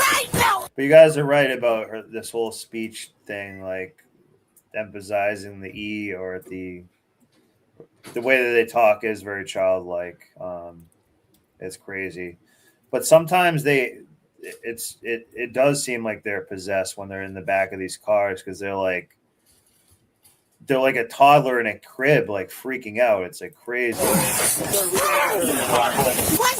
on? What are you doing? Quit fighting with my office. Quit You're under Why are you arrest. guys doing this? You are under arrest. Why? I need my family. Because you were involved in a car crash. Okay? A car? You need to calm down and we'll talk to you like a civilized adult. I didn't mean to take off. I was going to help. Okay, good. Well, you got this fine, but sit the right way. What's your name? Cars All you got is Michelle. what are you doing? You sit What up. are you doing? No! Help!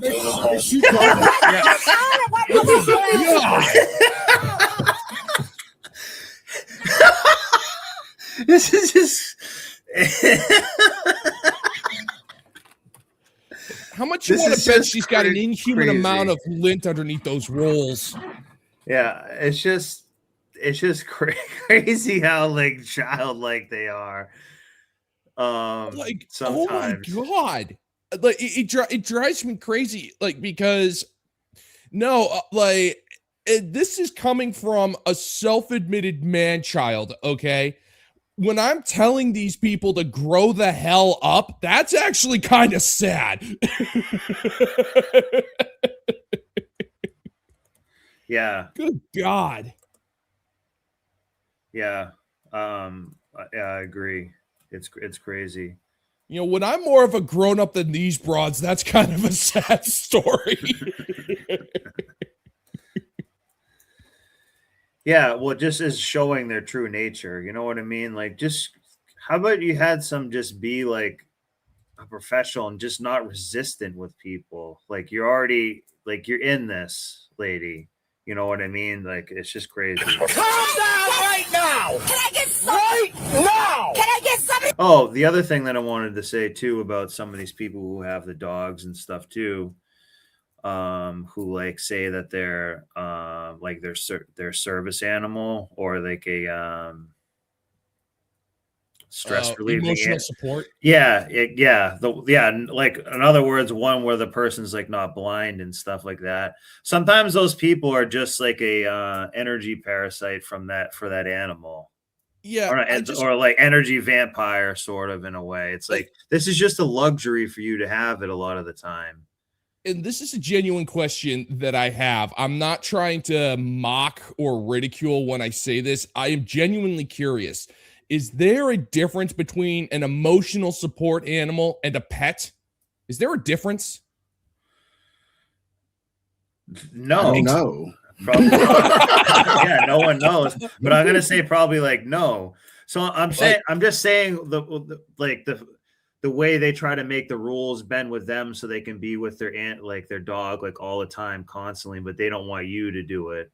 So like they play a good role, but I'm just saying sometimes I just never had looked at it that way. You know what I mean? Someone who always has an animal around them, they're like can be like a draining person. Actually, you know what? You might be onto something there, because like people who say that they're emotional support animals, but like I want to say I heard a story from about 5 years ago or something about a dude who I think I don't know, I might have misheard, but I could have sworn that I heard a story about a guy who tried to board a plane with his emotional support animal, and it was a toucan. Yeah, I've seen someone do it with like a mini horse and stuff like that. Crazy. Yeah, shit. it's like, well, no, I can't get rid of my toucan or I can't get rid of my sheep because it's emotional support. And because it's emotional support, not a pet, you have to make exceptions for me. Because it's not a pet, I feel like very anxious without my emotional support animal. Like I look at that and go, they get a teddy bear. Get one of those plush animals that, if you truly do feel that way, like yeah. you should not. That's because they're kind of an energy vampire, is what that's what I was trying to say. There's I'm not saying they all are like that, but I'm saying that is a little bit of it there. And I think it's kind of selfish because they're not going to let like everybody do that. Yeah. Or they're like, oh, I have to bring my dog like with me everywhere I go and like over everyone's houses and stuff like that. It's not healthy. Yeah. And the thing is, I love dogs.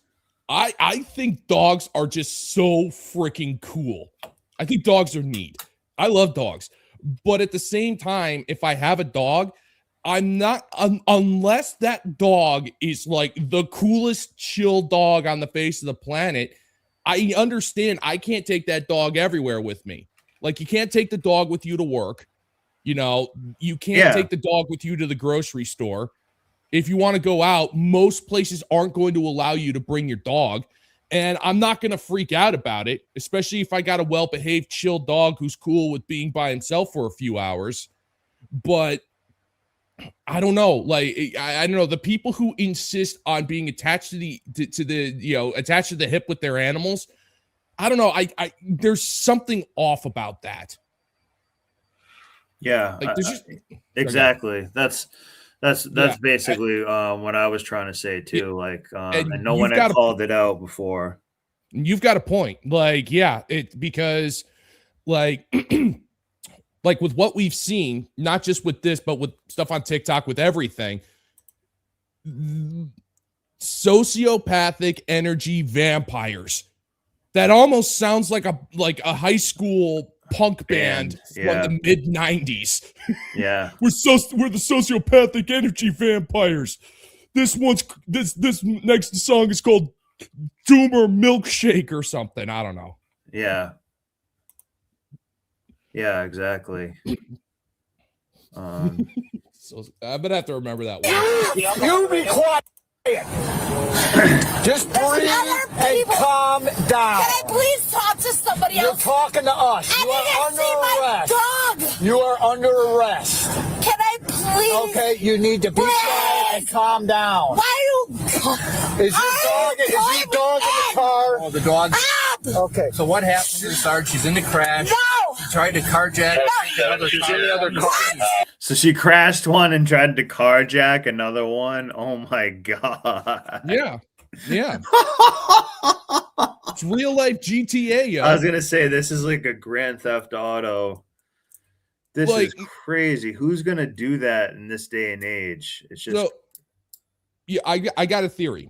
You ready for this one? Because this one's kind of crazy. So as of right now, we have a generation of people who believe television is real life.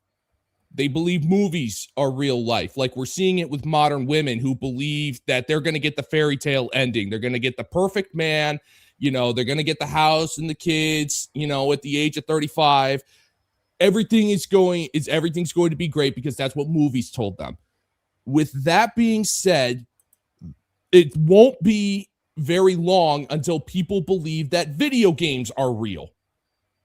And, you know, they're going to believe that GTA 6 is real life. Well, GTA 5, because we know GTA 6 is never happening. And so, yeah, they'll think, oh, you crash your car? Oh, you just carjack another one. You know, and if I drive fast enough and I hide the car, then the police and the army will stop looking after me for after 10 minutes of hiding. It would not surprise me if that ends up happening. Yeah. Wait, so are you saying we're not supposed to run over 304s? You know, yes, that's exactly what I'm saying. Yeah. You know, it's better to make fun only if it's a hoe tester. Oh. Oh God. Yeah, no, that's just the thing. Like, I just got a feeling there's just going to be way more chaos in the upcoming years, especially with all of the overgrown children that are entering into the world right now. Yeah. Yeah. And this is an example of that. So, in short, wear your freaking seatbelt. All right, we'll cross that bridge. I was trying to get help. Down in the chair. Sit down the right way. Sit down the right way. Let me go, you guys. You want to get tased again? No. Then do what we're telling It's pretty good, dude. Help. Please don't hurt me. Then sit down in the thing the right way. Why? I want to see where my dog is. These women love their dog more than anything. That's what I'm saying. She's trying to energy parasite off the dog. Notice she just set the dog to the side when she abandoned it. Now she wants the dog. Wow. She probably caused the whole crash too and maybe even hurt somebody. Doesn't matter right now. You want. Sit down. I promise you. Just pull her I'll do over whatever you want. What are you going to do? Just pull her across the seat. No, help me, please. Her leg is holding it up. No. Underneath the door. No. Help me, no. Quit fighting her. Why? Why is that what? You're going to get tased if you don't get no. Tase her. Hobble, please. I just want to see my dog. This is the story of the modern white woman. They just shut up about your dog. I think you were there maybe too, Locke, that like one of the first live streams we did, it was on this this woman, Pamela Smart. And they were saying like, oh, when you delete my husband, just make sure the dog like doesn't see it. Do you remember that? This is like remember that. Oh my God. You remember that? She's like, we don't want to traumatize the dog. So when we do the stage deletion, just make sure the dog isn't looking or goes in the other room or something. Yeah, I remember that. That was crazy. That kind of sums up this. Yeah. Yeah. That's just like this. Yeah. But that goes to show that it's really their dog, them, then you. Basically. Oh yeah. You know. Yeah, no, it goes no, them, the dog, their illegitimate children, their reality television, and you whenever you're about to leave them. Yeah. You don't even make the list if you're with a creature like this.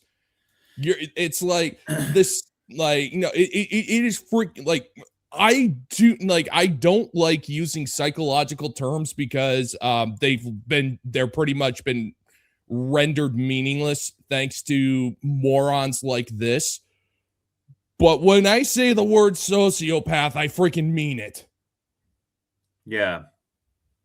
Yeah, no, we did a stream the other day basically talking about sociopaths and saying like how they're prevalent and they're commonplace. This is just a commonplace kind of sociopath. Yeah. Oh my care at all when you left the scene. God, I didn't mean to leave it. I meant to get my dog out of the streets. You need to calm down. You're a dog. Where you go? There's already cops here. Help! Like, I just want my dog. I just want. Well, you know what these cars need? You know what these cars need? So you know how like in advanced laboratories and crazy expensive buildings, they got like that halon system for fire, where it's like if a fire breaks out, they have like those massive gas clouds that come in to quench the fire. You know, instead of sprinklers, you got the gas. What they need in the back of these police cars is a halon system, but with freaking pepper spray, with some type of some type of deterrent that doesn't clog up your breathing. Because this woman is unstoppable. You can't tase her. She's too fat for being tased. They need something to be able, like, because back in the day, they had nightsticks for a reason. Yep. You know, they had, like, I miss those. I miss, what were those? The Tonfa batons? I miss those things. Now you can only use them to break windows. Or, you know, back when I was growing up in the 70s and 80s, they had blackjacks. Those slappers. Blackjack. Slappers. Man. Cops had those? Yeah. Oh, wow. I did not know that. Oh, yeah. Oh, I remember my grandfather, my uncle shot a gun in the house. And my grandmom called my grandfather up, and he came and he pulled out his Billy Jack or his little blackjack, and he literally beat my uncle. Now, mind you, my uncle's a grown man. I'm talking like in the 80s. And he literally beat my uncle, literally going up and down the stairs. I mean, he lumped him the F up because there's a bunch of kids in the house, and he shot a gun off in there. Yeah. So, yeah. Yeah. Please here. Please, sir. What? Please, what are you doing? Like we said before, sometimes the watermelon, that ancient Chinese saying, all watermelons have a certain type of shine. Like, God.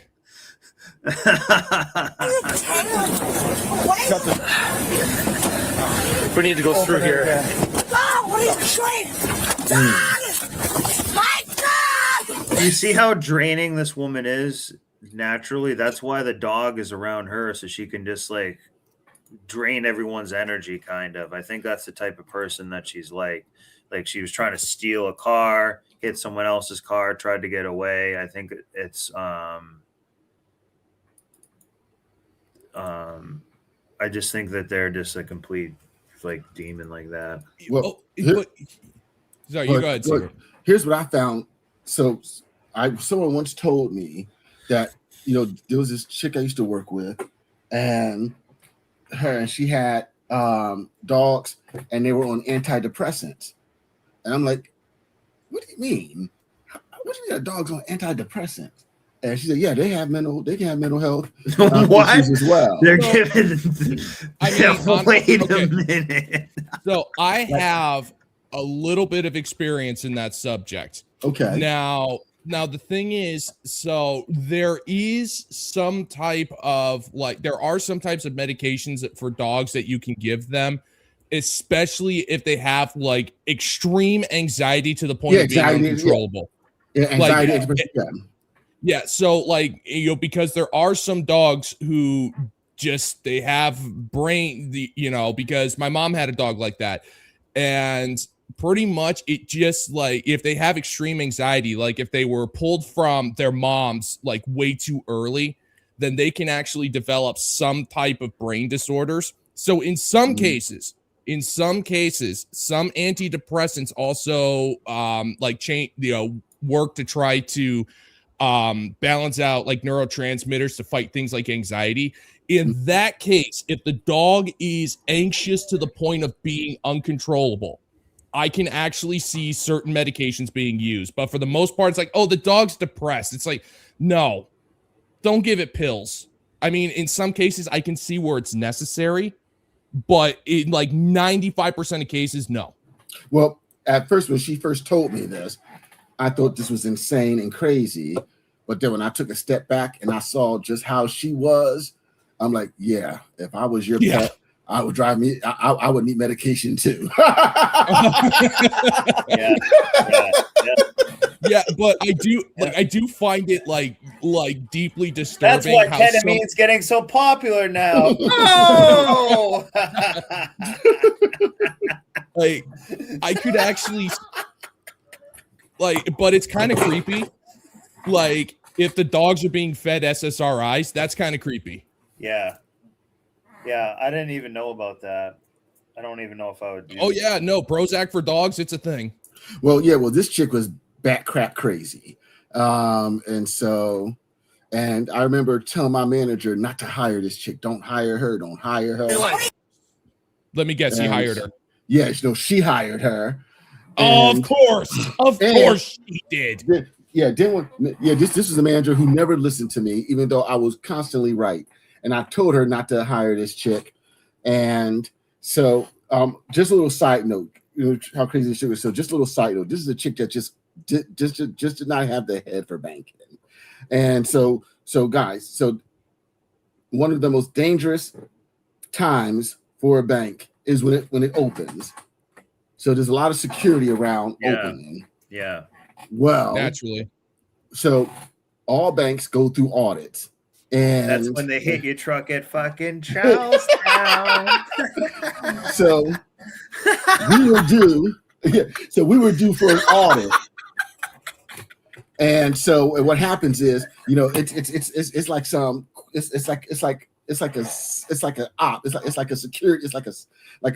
a spy op. And so they bum rush the bank and everything along those lines, and you know, and they're watching observing. But one of the things that they do is they want to see if we're following opening procedures and stuff. And I knew this chick was not going to pass, even though we went over it time and time again. I knew she wasn't going to pass, and so they take our phones. Well, I had a couple of phones. I had 2 phones. So I whispered to my manager, this chick is not going to pass. No, I'm gonna call her and tell her just to stay in her car until the branch opens. And my manager's like, no. She knows it. I went over this with her. She knows what to do. I said, no, she doesn't. Yeah, no problem. Sure she did. So needless to say, because if you fail opening procedures, you fail the audit. Okay, that's how serious it is. So needless to say, we failed the audit. And this chick ended up getting our manager fired. So the chick I told her not to hire got her fired. Oh my goodness. But yeah, Nice. This chick, and then she ended up quitting like a few weeks later because this chick she was bat crap crazy, which I understand why her dogs were on medication as well. But what I find interesting is how you had ironclad evidence that this woman had no business working in a bank. Oh, yeah. Ironclad evidence, and the bank manager still was able to. He still wanted to give her a chance. Oh yeah. So if you had a dude manager, if he would have looked at you and said, "Seagrip, thank you for saving me the headache. We don't need an employee that badly. I'll move on to the next resume." But because it was a skirt, the sisterhood pretends to look out for each other. It's like, it's worse than that. It's worse than that. So it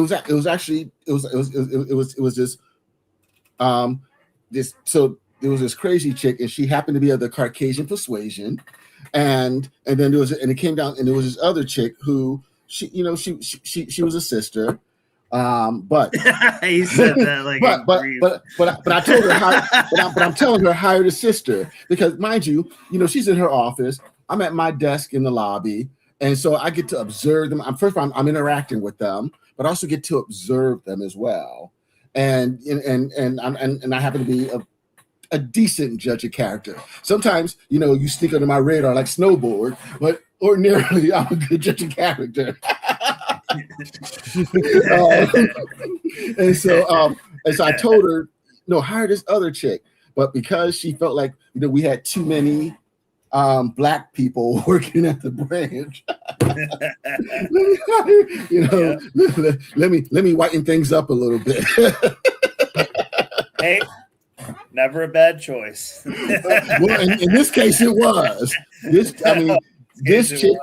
This chick was useless, but yeah, she was crazy. She was back crab crazy, and she had animals that was on anti medication, and I'm like, wow. and she was on medication too, and she just could not was handle laughing all the way to the bank.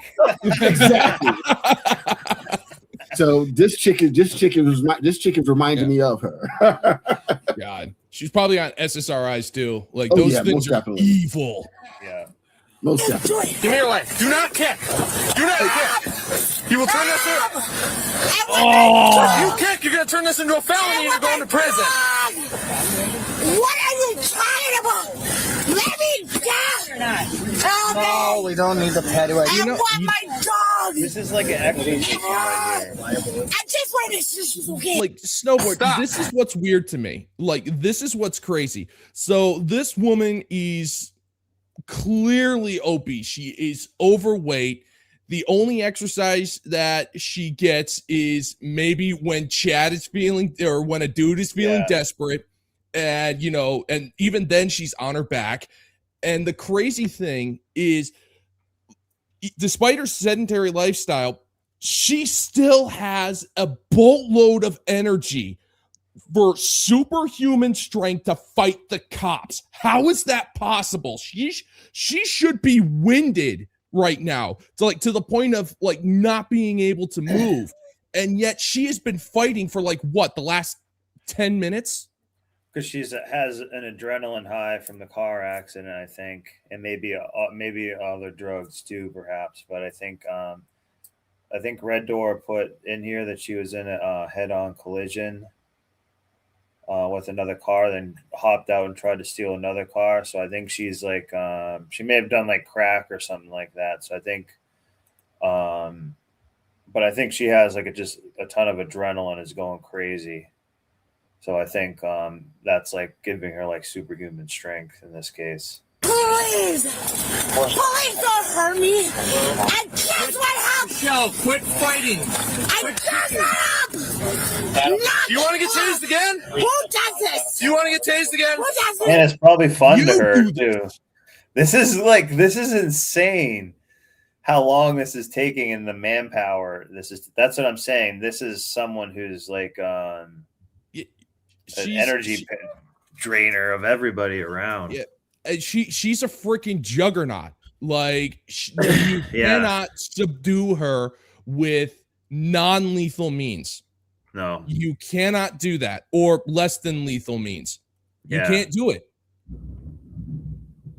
Like tasers don't work on these creatures. Like pepper balls might, but nice. I just had a huge lightning or thunder strike happen.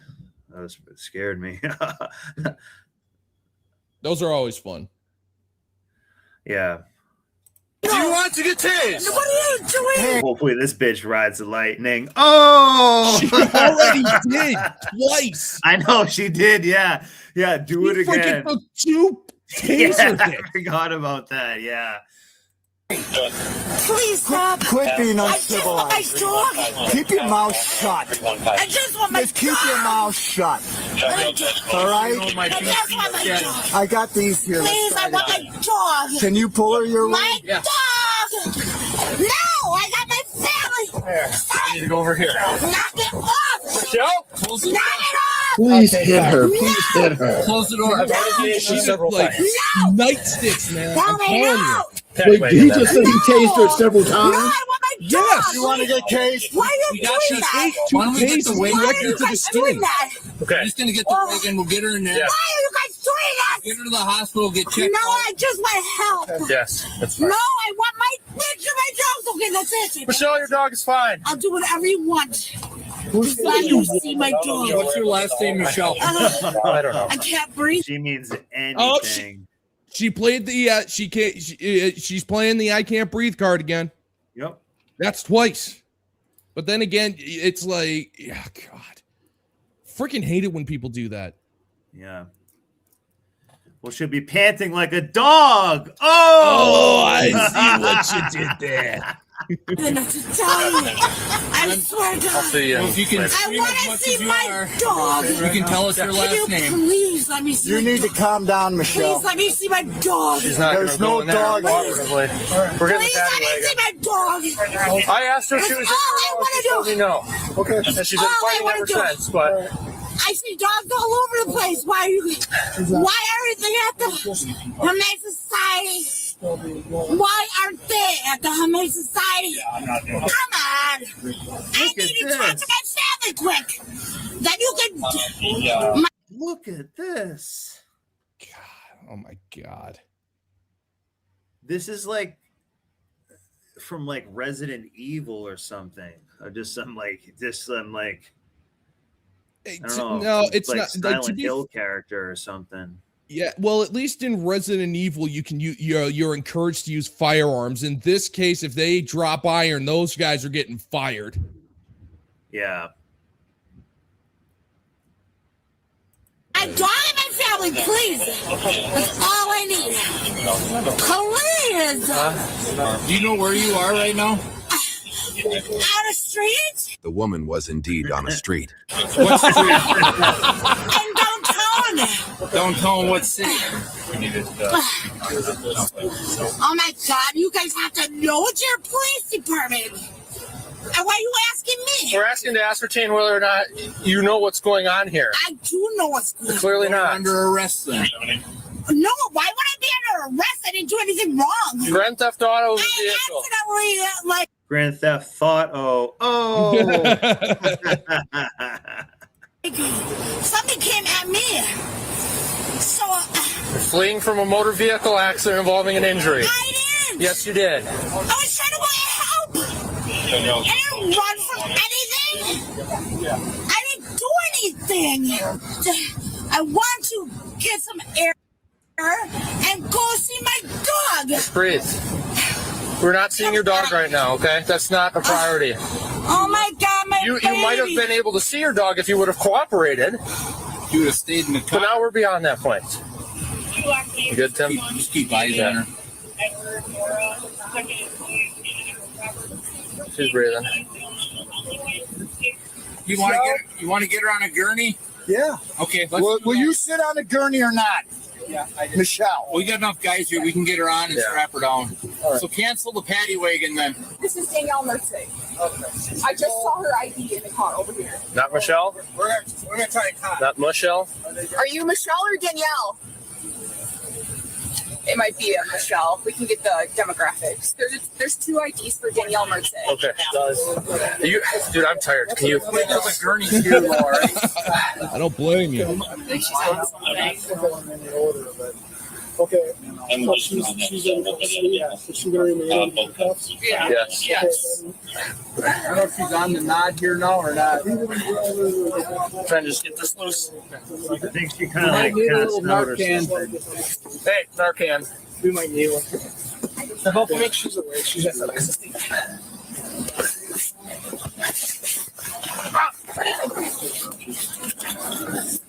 After using significant energy to detain the woman and control the scene, officers had to quickly pivot to rescue response as the woman appeared to begin to suffer the consequence of an overdose. Can you set up ketamine potentially, or at least have it? I think it was like ketamine. No, I think they're saying like I don't know. Like isn't ketamine supposed to slow you down? Well, like I don't like jokes before. That's why I was brought up ketamine, and I'm just saying it's funny that it's brought up now. Like maybe that's because sometimes people do take that. God. I have no freaking clue. Like if I were to guess if she's on something, my guess would be meth. Yeah, something like that. Yeah, crack. Oh, you ready? What are you doing? Stop fighting with us. Ma'am. I'm with the fire department, okay? I'm here to help you. I need you to relax, okay? So that way I can check your vitals and everything, okay? So can we take this as easy as possible so at least I can get a blanket on you? Because if I can get a blanket on you, I can warm you up and I can get you in the back of our ambulance, okay? You understand? We got one more sequel too. Throw over top. That's a big woman. Oh God. Oh. He's on that Tootsie. He's on that what? What was that stuff Diddy was taking, that Tootsie? She's on that pink nose candy. Yeah. You want to know God, no. Yeah. No. Sorry, go ahead. These guys are just going to have to roll with it. Strapping her in and everything like that. Like you mentioned crack. Like I go, oh man, crack is still a thing. Man, well, I don't know. I just meant something like crack or something. Like yeah, like this woman doesn't look like she can afford the Bolivian marching powder. Wait, Stillbird. So you talk about something crack adjacent? Yeah.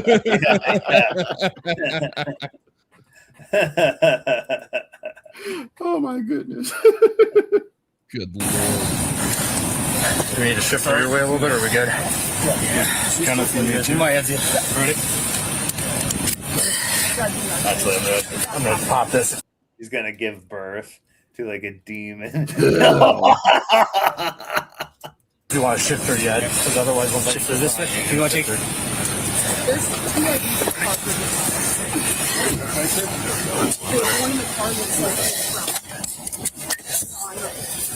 And she exhausted herself going so crazy too. She's Yeah, never done much like physical activity in her whole life like that. Oh man, no, like it's even when she was out of energy, she was still fighting them hardcore. Mm-hmm. Yeah, but I'm saying I think it now once the adrenaline has worn off, it's going to set in, and she's going to be like almost like I think her body's like got almost like too much lactic acid or something in it, and a bunch of shit at one time. And now she realized she's cooked too. She's gonna be able to put her head in Snowboard's lap, and he's gonna massage her hair. She's gonna purr like a kitty. yeah. Sounds like some of those off the 80s.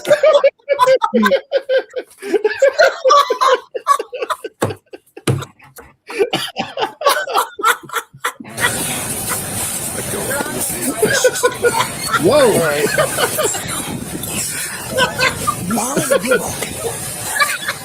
I'll give you guys a hand in back. Appreciate it. Thanks, Gil. Man, what's your name? Who's one in the handguns? I'm here to help you. I'll come with you. What's your name?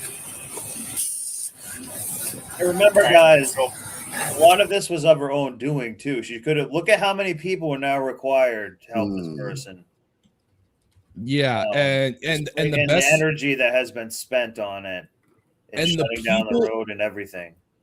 And this is what makes it worse. The people of Sheboygan are forced every year to pay for this. Mm-hmm. They're the ones paying for it. Like this is your tax dollars at work right now. It took multiple police officers and firefighters. Fire department, yeah. Oh yeah. Oh yeah. Yep. The people are paying for this. The dog pound too. Oh yeah. Dog. Oh yeah. Animal control. Too. Like those are all taxpayer funded services. Like people have no choice but to pay for this garbage. Yeah. They should have shot this animal with a tranquilized whore. Oh. But like honestly, I would say like if a moron ever pulls this kind of crap, they shouldn't be sending the bill to the taxpayers. They should be sending the bill to her. Like this, they should be sending her an invoice for everything. But these broads have no money, so it's not like they could ever pay for it. Yeah. I'd rather you sit and help with Decker. I tased her like 4 or 5 times, just so you know. So. Okay, cool. Can I just have one of those IDs and I'll catch it to keep it up. Did you get my flashlight at all, Decker? Jordan, I haven't. No, hey, you finish. I'll go look for it quick and I'm going to come help you. Yeah, go. Did you find my flashlight? No. Thanks, dude. Oh, first taser deployment. Huh? It said first taser deployment with new tasers. Who's? Me. She stole that fucking car. Oh, like she attempted to, right? She was in it, about to drive away. This chick's pretty hot. Yeah. I'd let her buy me lunch. So our uncooperative lady gets out, flees, goes to the Ford Flex, pulls that lady out of the car, jumps in, and is trying to get the keys. When I get here, they're telling me that she's stealing that car. She's in the car trying to start it and trying to put it in drive. I've got her at gunpoint, and she's fooling with other stuff in her hands. And I switch to taser. I tell her to get out of the car several times. She doesn't. I dry stun her in the thigh a bunch of times until Tim gets here, and Tim and I are able to pull her out of the car. And then she's been Johnny on the spot, man. Yeah. Had an interesting weekend. Yeah. Okay. So that's what happened. Let's get this search real quick. Yeah. Tow truck's going to be coming. There's a dog back here. Friendly? Yeah. Want to get the puppy in a car or something here? Well, it's just here for right now. Hi, puppy. Oh, my little guy. He's got 8 priors. Okay. 8 priors. Wow. Yeah, not surprising.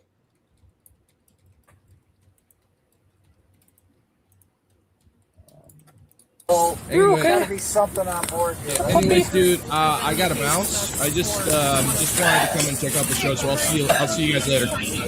Take it easy, brother. We're gonna wrap this up soon because it's getting close to midnight, too. So have a good night. Thanks for stopping by and yeah, anytime, dude. Liking the peace out, channel and homies. stuff. Okay, see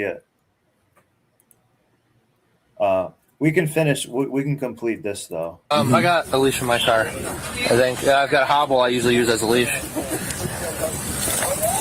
But she's a dog too.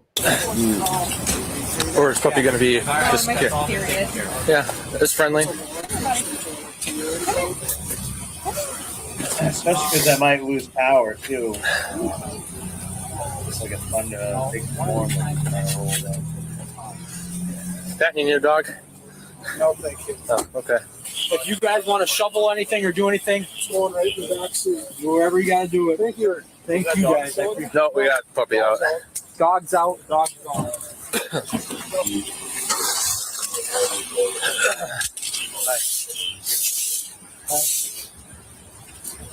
First new taser deployment.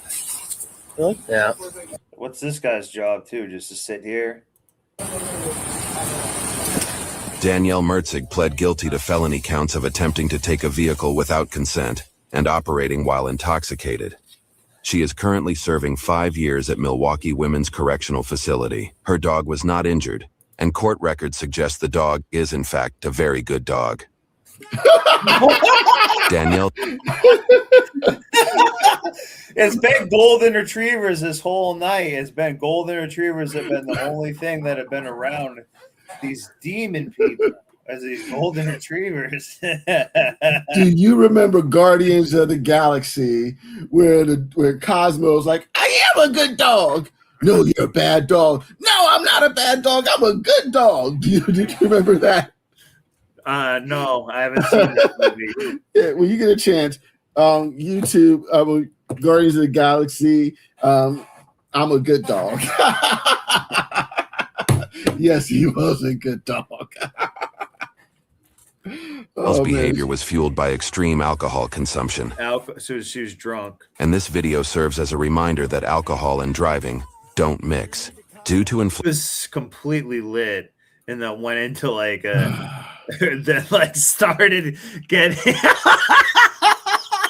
and then like started getting like a seizure afterward, probably from like withdrawing from that much alcohol so quickly or something.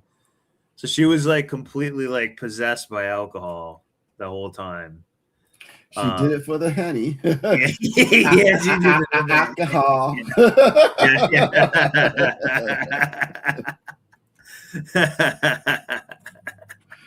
my God, these people have got issues. Yeah. So it's just about midnight, guys. Thanks for being here. I'm gonna keep doing more of these. Sorry about the stream getting taken down before, and so I appreciate. Oh wait, we didn't see what the full thing she got is. Hang on, please hold. Inflation, alcohol has gotten cheaper, especially in states where minimum alcohol prices are set by law and not adjusted for inflation. So in many states, obtaining alcohol in large quantities has gotten cheaper, resulting in significant increase. New Hampshire does consumes a lot. In fact, I was almost going to pause it on here. So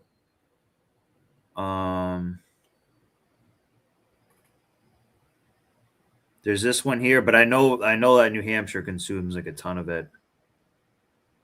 Do you feel it's okay the way you're? On November 15th, 20. Do you feel it's? I just messed that up. So let's end it on this Lex Luthor thing. Damn it! I want to see how much time she got. How much time do you think that? She got 5 years. Oh, she got 5 years. Okay. Yeah. All right, cool. Maybe that'll sober her up and slim her down. Yeah. Oh, she'll be eating tuna in there. You get plenty of protein in there. And don't worry, that tuna's got mayonnaise on it.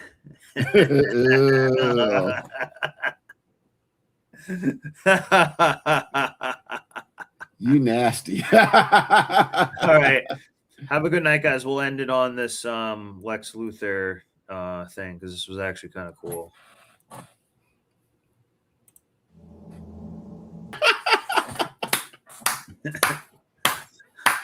Oh my goodness. I'm telling you, the cartoons that we grew up on, they were some great effing writers.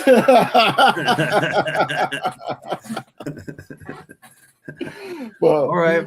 Well, as always, Snowbird, thanks for letting me on your stream. I definitely enjoy my time with you. So thank you, sir. Yeah. Thanks, guys. Yeah. There's a thunderstorm out, so I'm going to close it before I might lose power or something. Perfect. All right. I'll catch you tomorrow, brother. Yep. Thanks.